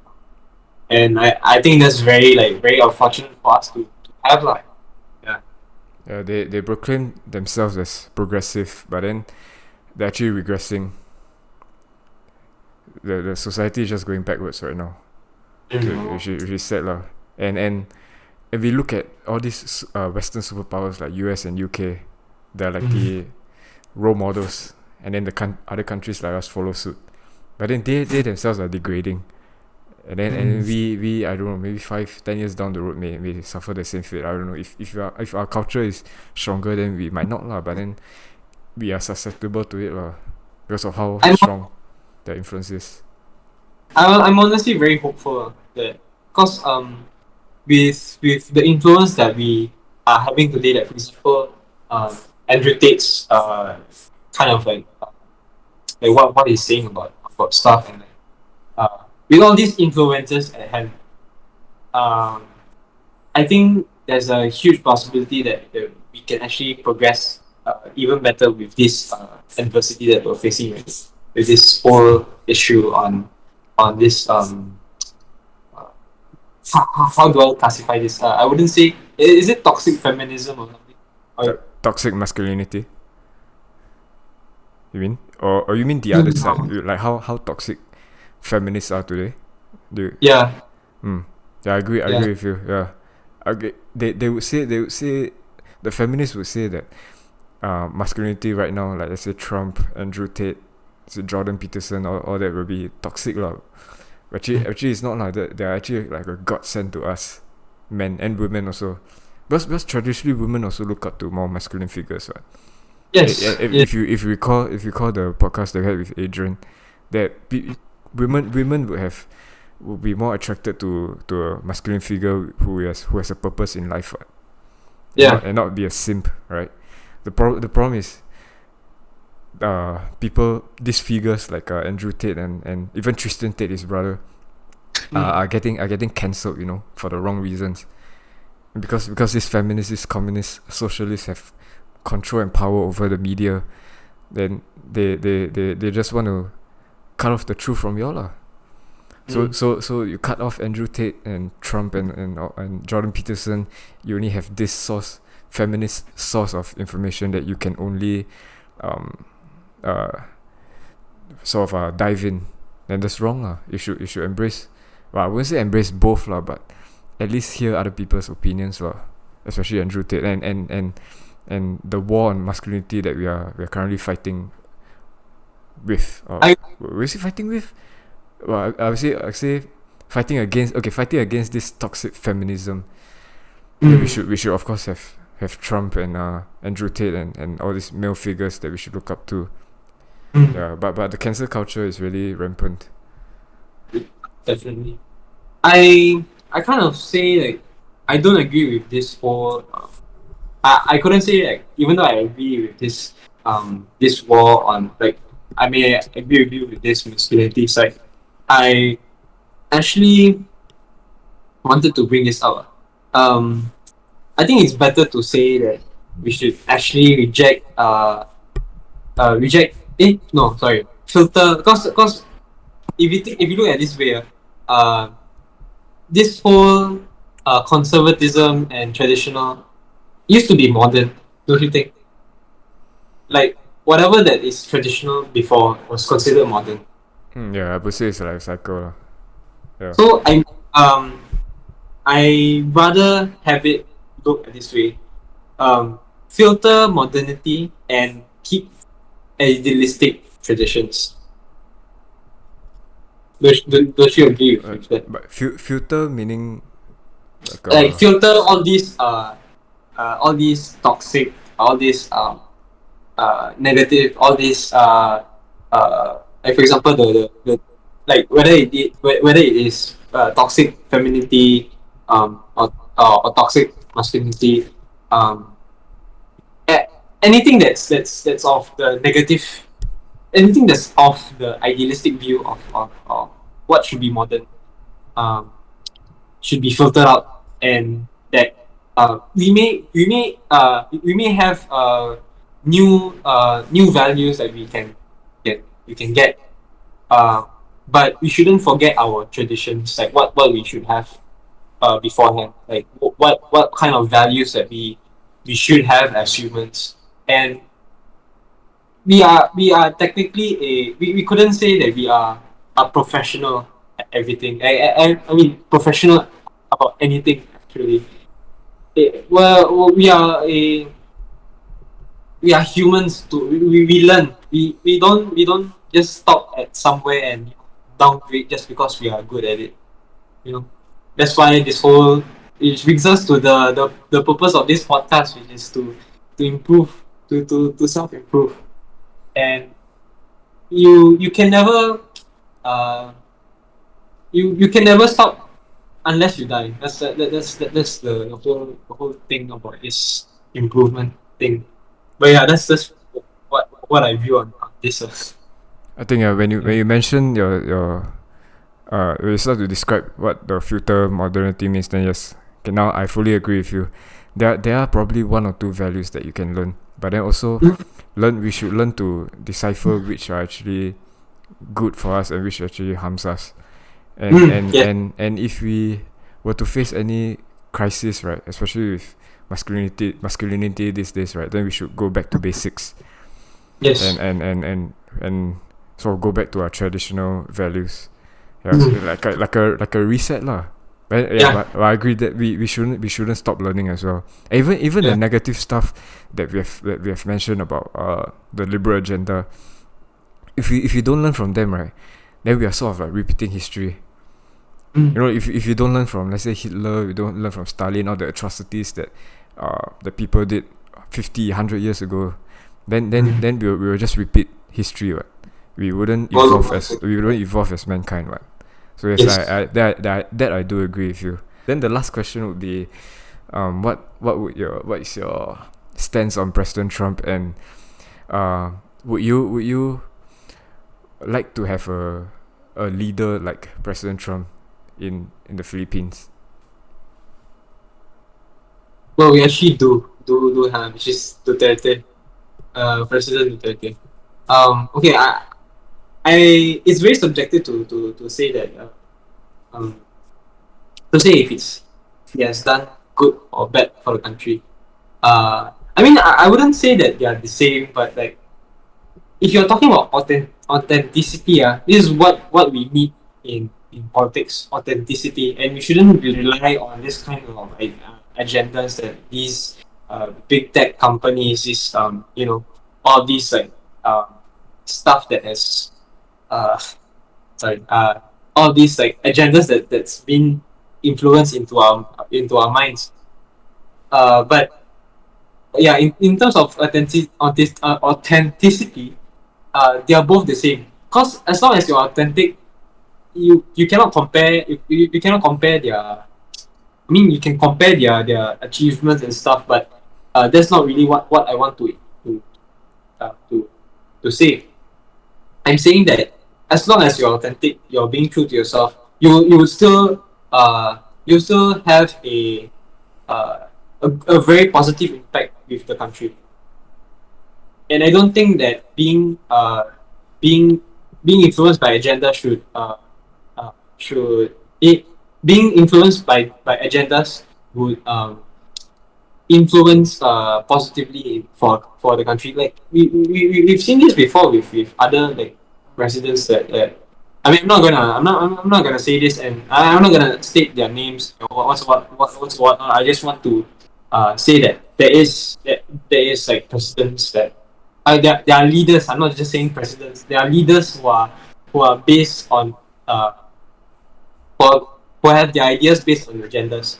And yeah, I okay for President Trump, I would say I would love authenticity. And um you said about what's my stance on President Trump, and what about the Philippines.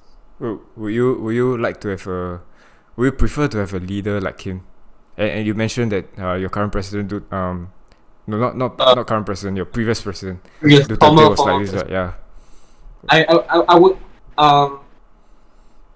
I actually wish that he actually stayed longer, cause like his term was pretty good, and and I actually was talking to my dad like about the status of like our country. Like we actually seen like the difference in like in just roads itself. Like before that we used to have uh, I mean, there's some policies that are very worth commending. Like, for example, remember jeepneys? Like, do you know about jeepneys? Like, about in the Philippines, like the mode of transport. So in Singapore, remember we have buses, right? In the Philippines, we do have buses as well, but it's from province to province and stuff. But our mode of transport within the city is through tricycles and jeepneys, and those two are like very um old kinds of mode of transport, and they just keep on like reusing those kinds of materials and stuff, and it's very like um, very old for us. Like we just stuck there with jeepneys. That's it. And what Duterte did was he like in I don't know for the other states, but in Manila, like I've seen like buses that are, I mean, not as similar as Singapore's, but they have buses that replace jeepneys, and it's very it was a very nice sight to see that there's actually progression that is being implemented on transportation uh in that portion and um it's very nice. It is very prideful to know that these kinds of progressions are happening. And I just wish like that more of these like presidents would like have like that.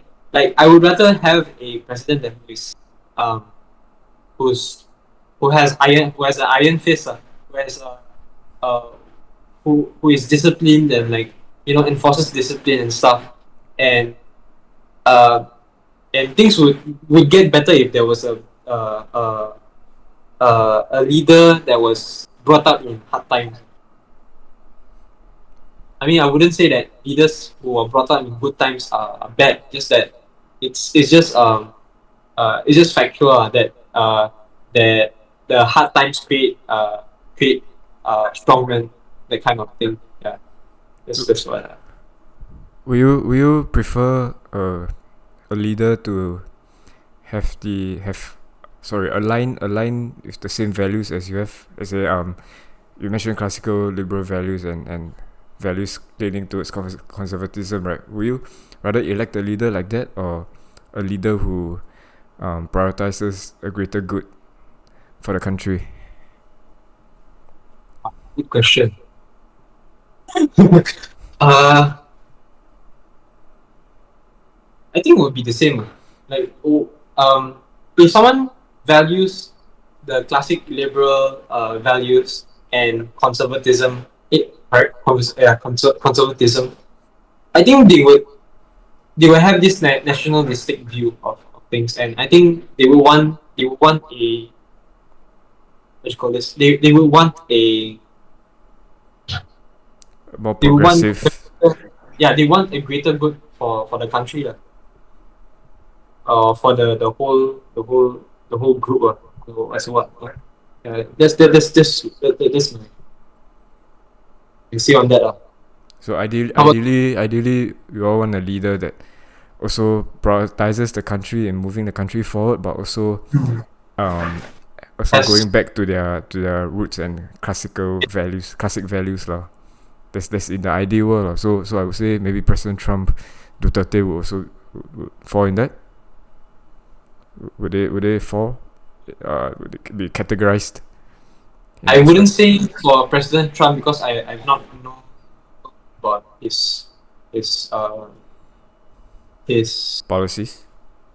I mean yeah, I wasn't aware or knowledgeable about his policies, but he, for Duterte wise, like even though there's some things that he says for example people say that he harassed women by calling like kind of like uh degrading things, like he would comment really degrading things about women.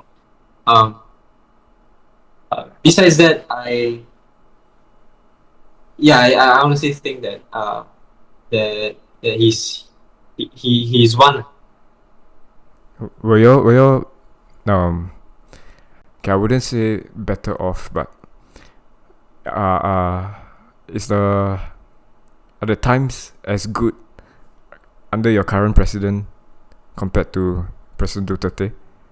Or is it the same or better or worse? With the whole inflation, cause like um I've also followed a lot of like liberal side. I mean, was it liberal? I don't know. Like um the oppositions about how the taxes are like. I mean, is it tax? The inflations are like going up and stuff. I wouldn't say that it has been better or it has been good for us. Um,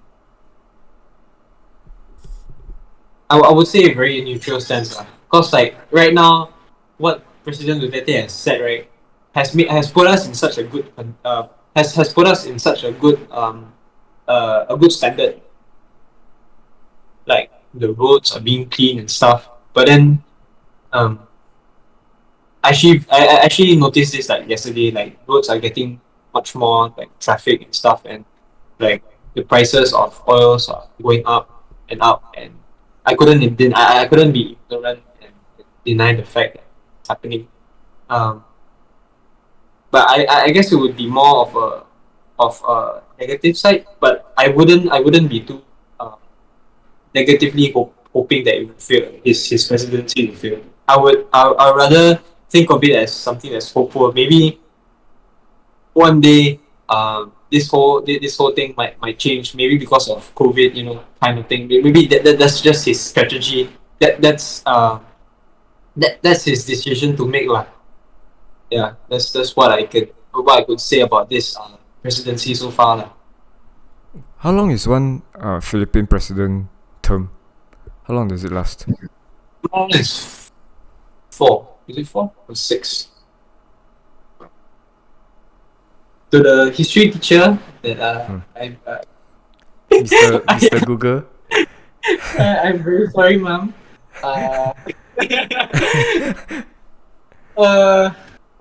Presidency. Okay, I'm not gonna be sure, but since I think minimally will be 4, I think. it before Yeah. president's what was the thing term. Yeah, I'm very shameful about this ignorance. Yeah, it's a shameful thing that I'm not. It's never too late to learn. Yeah. What was that term? Presidential term. So his term was from 2016 to 2020. Oh, so 6 years off. Yeah, 6 years. Oh, okay. A bit different. Okay, so US one term is about 4. Singapore party is I think about 5. Yeah. Then okay, your Philippines about 6. 6. Yeah. I think my stance on President Trump and leaders like him or President Duterte, I would say I rather have leaders that align to my values as well. More patriotic and also slightly leaning conservative, more right wing instead of the extreme left that we are facing right now. The story of me knowing Donald Trump was, he had this show called The Apprentice. Yeah, Apprentice. Yeah, where I was a businessman, right?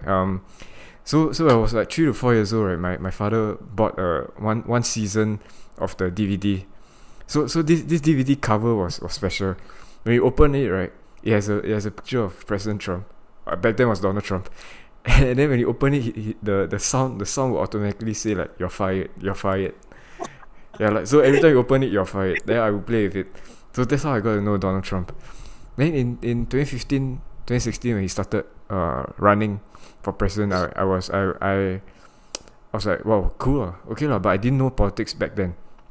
Then the only sort of fake news that I got influenced was that he was very tough, and I mean, okay, that's not fake news that he's tough, but if he wins, he's gonna be like a warmonger, and he's gonna declare war on North Korea, which I thought for me was a good thing lah, because he finally eradicate North Korea. What. But then looking back at his presidency, he tried to make peace between North Korea and the US with summit in Singapore and Vietnam. What. So on that aspect I was wrong lah, but he was still tough nonetheless lah. Then I started researching more. That I researched all the fake news from CNN, MSNBC, BBC on him. I decided to take like a different stance lah, different approach lah, because even before politics, I know that we should always research on both stands and both opinions. Then you come up with a conclusion yourself. So when I got I got this, the MAGA hat. the origin was that in 2018 when when my friends and I were watching the World Cup, we went to CC to watch Spain versus Portugal, I believe it was.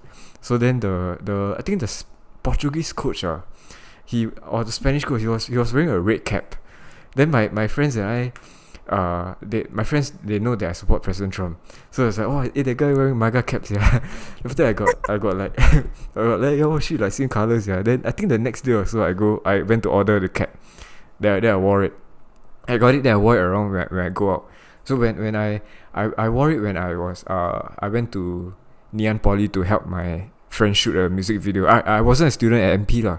I just went there because my friend was studying there. And he wanted me to film a music video for him, so I went to MP wearing that, and then I filmed the music video for him, and me wearing the cap also appeared in the music video, yeah. Then when I was wearing to go out with my family, right, I had a negative encounter. Of course, people at that point of time, they either like stare at you, look at you, or they just like don't care lah. Which is like typical lah, cause of all the news that they experience with President Trump, right? So I went to the MRT, then I just holding up the handle, right? Then somehow I just looked to my left, got this guy he looked at me, then he point middle finger at me, yeah. then he just got off the train. Then I like smirk at him lah. But at that point of time, wherever I go, I will wear my MAGA cap. Yeah, then it would get some reactions. When I look back, I personally find it funny lah. But right now I don't wear caps lah.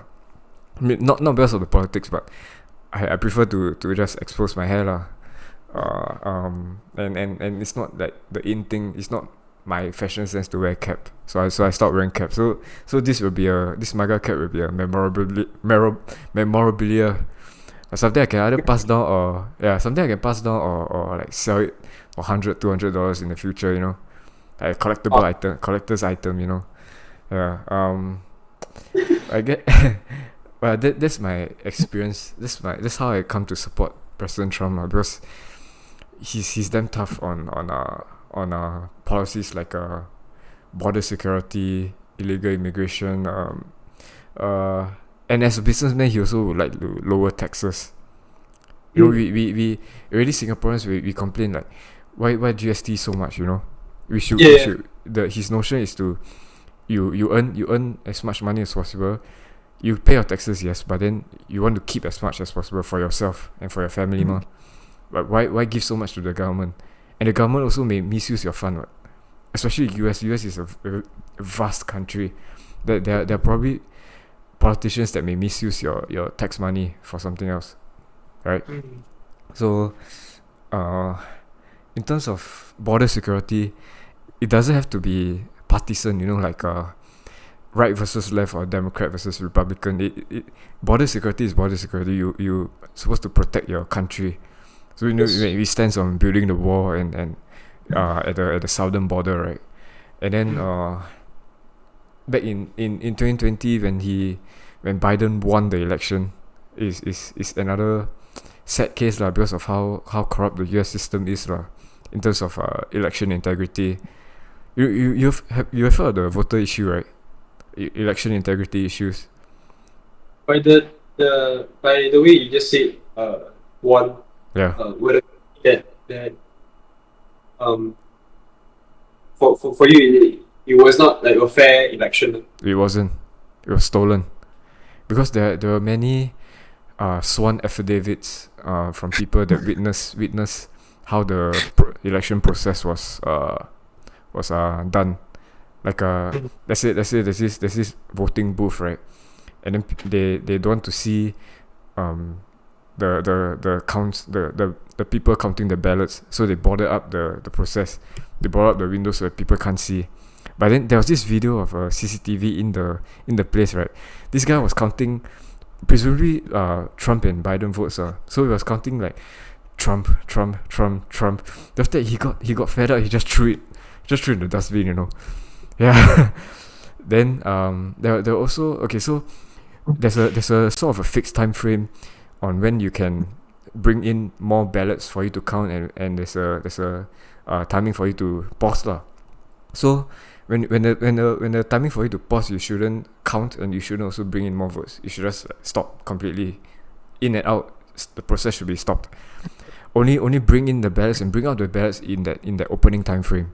But there was this video where in the closing time frame, right, a guy was bringing in more ballots containing Biden's one in a in those toy push carts where those kids pull the toys in their cart. It happened lah, and it's not supposed to lah. So basically, election integrity is a huge thing in the US right now.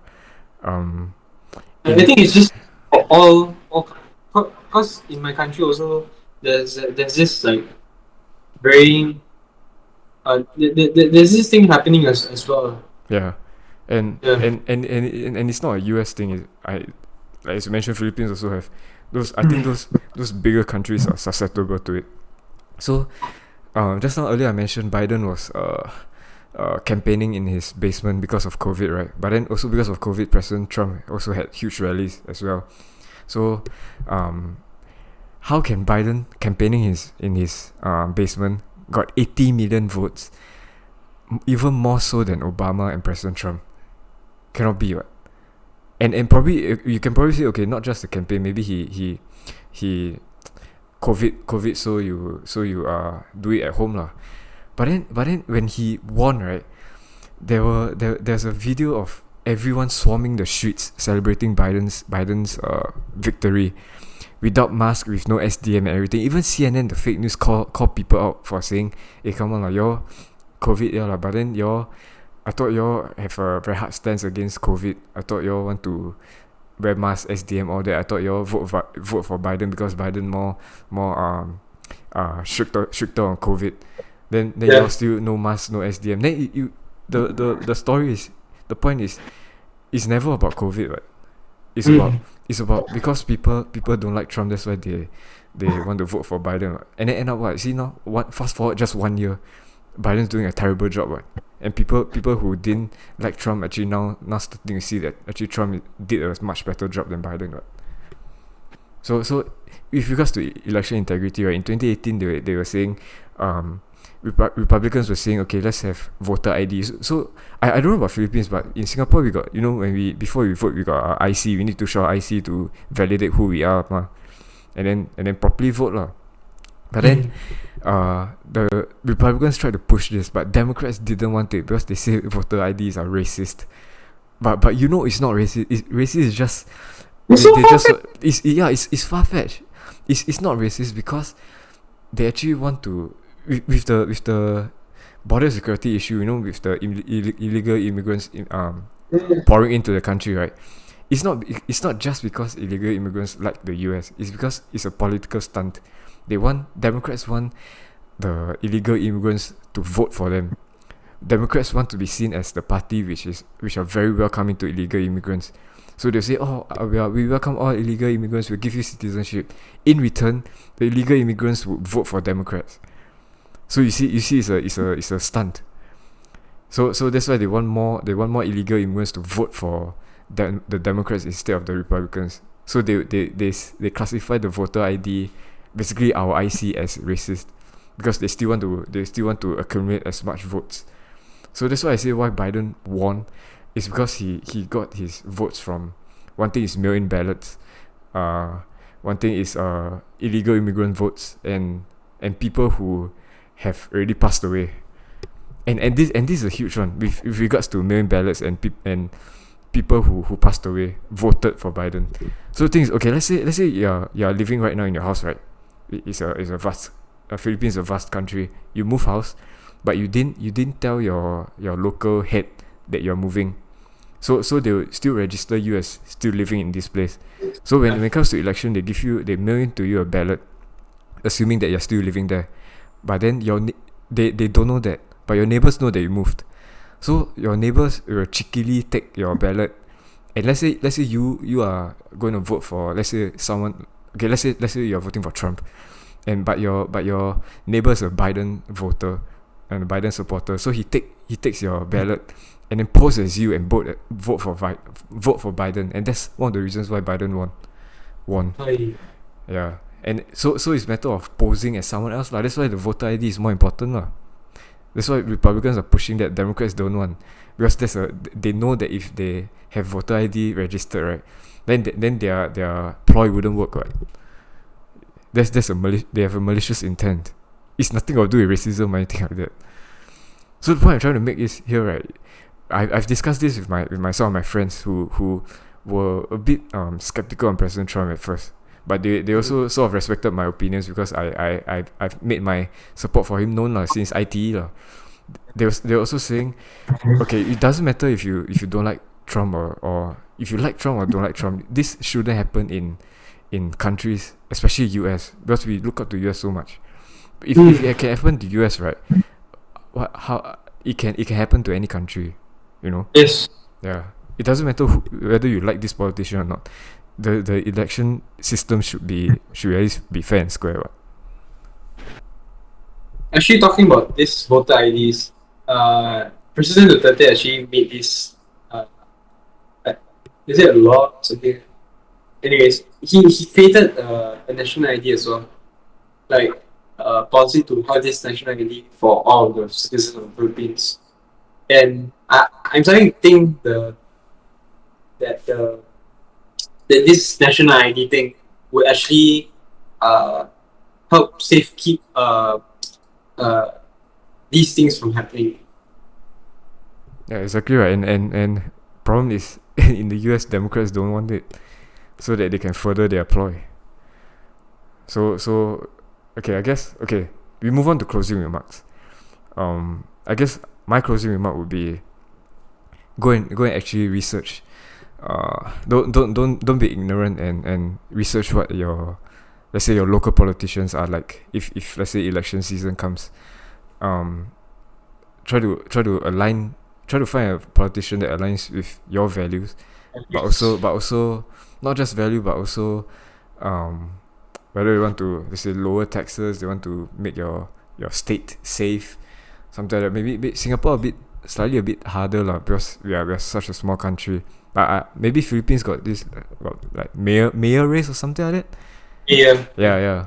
So in vast countries like Philippines and US, is slightly easier to research on a politician. But for Singapore, the principle still applies.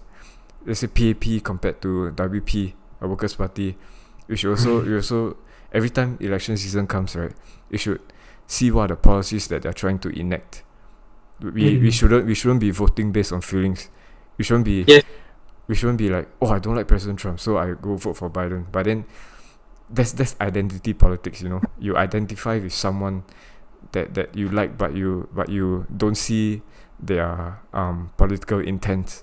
That's exactly why the Americans voted Obama in, because they wanted to see the first black president.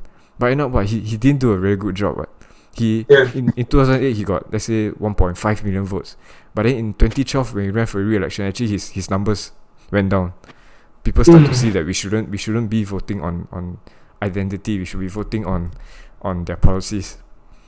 You know, we compared to a well-groomed look-like politician, we should see it doesn't matter if he or she looks presidential or not. It should be based on the policies that he or she is going to enact. Yeah. Do you have a closing remark on your part? Have your opinion.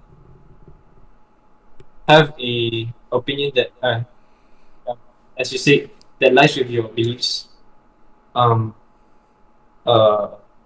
don't as much as possible don't the whole LGBTQ statement. Don't you may tell others your opinions, but don't let them take what's yours.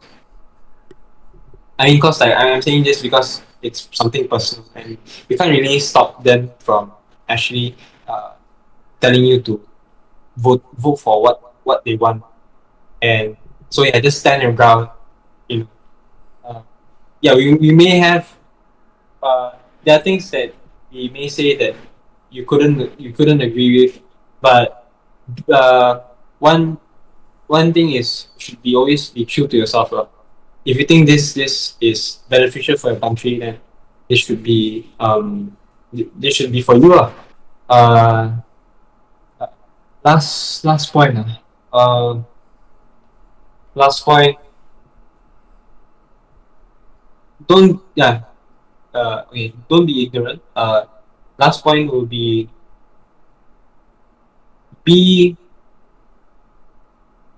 uh. Okay. I'm just gonna stick to the point of don't be ignorant. Be knowledgeable with the things that you are having. Like, for example, politics. Uh, it's your obligation for you to know all these stuff, and if you're going to be ignorant about it, whatever that happens to you in the future, it's your fault. It's your responsibility that this happened. It's your responsibility that you are you're ignorant minded to the point where you don't care about your progression in life. And like we've said, politics has something to do with life. It's something to do with our daily life, and whatever that happens in your daily life should be taken seriously. So yeah, that's my closing remarks for this episode. I think yeah, that I think you really summed it up. That's a really good closing remark.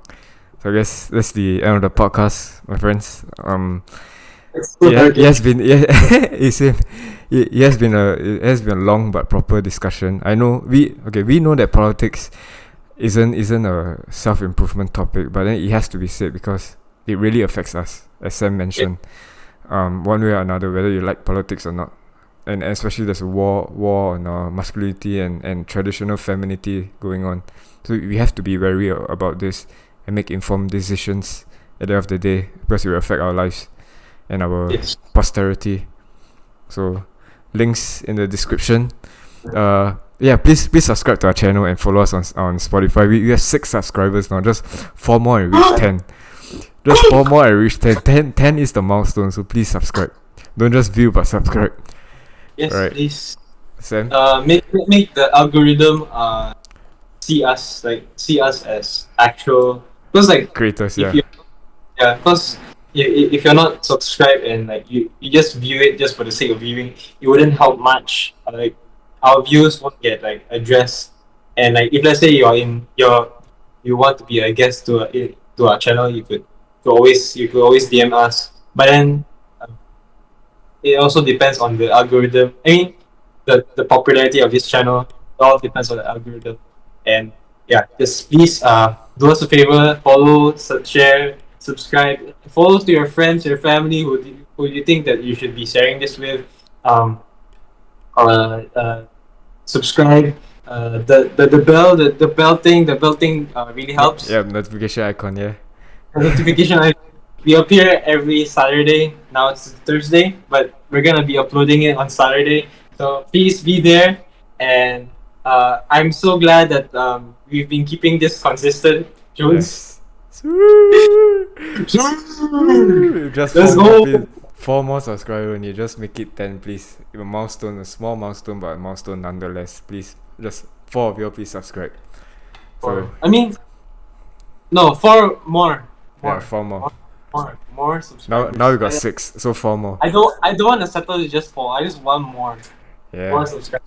4 million more. Yes. Think big, you dream big. Think big, dream big. Dream big. 4 billion more, man. 4 billion more. More than PewDiePie. Go big or go home, baby. Exactly. Oh, Alright, Sam. Bottles up. okay, I'm gonna do full. Don't stop the recording until I finish this, because this has been a very good discussion, and I need a full drink. So, Okay. bottles up. Caps off. Yes, so. Let's go. Right, Come on, see you open, guys. wait. Next See you week, guys in then. See you guys in the following episode. Yes. Alright. Life is good. Right. So live it well. Sweet. See you guys.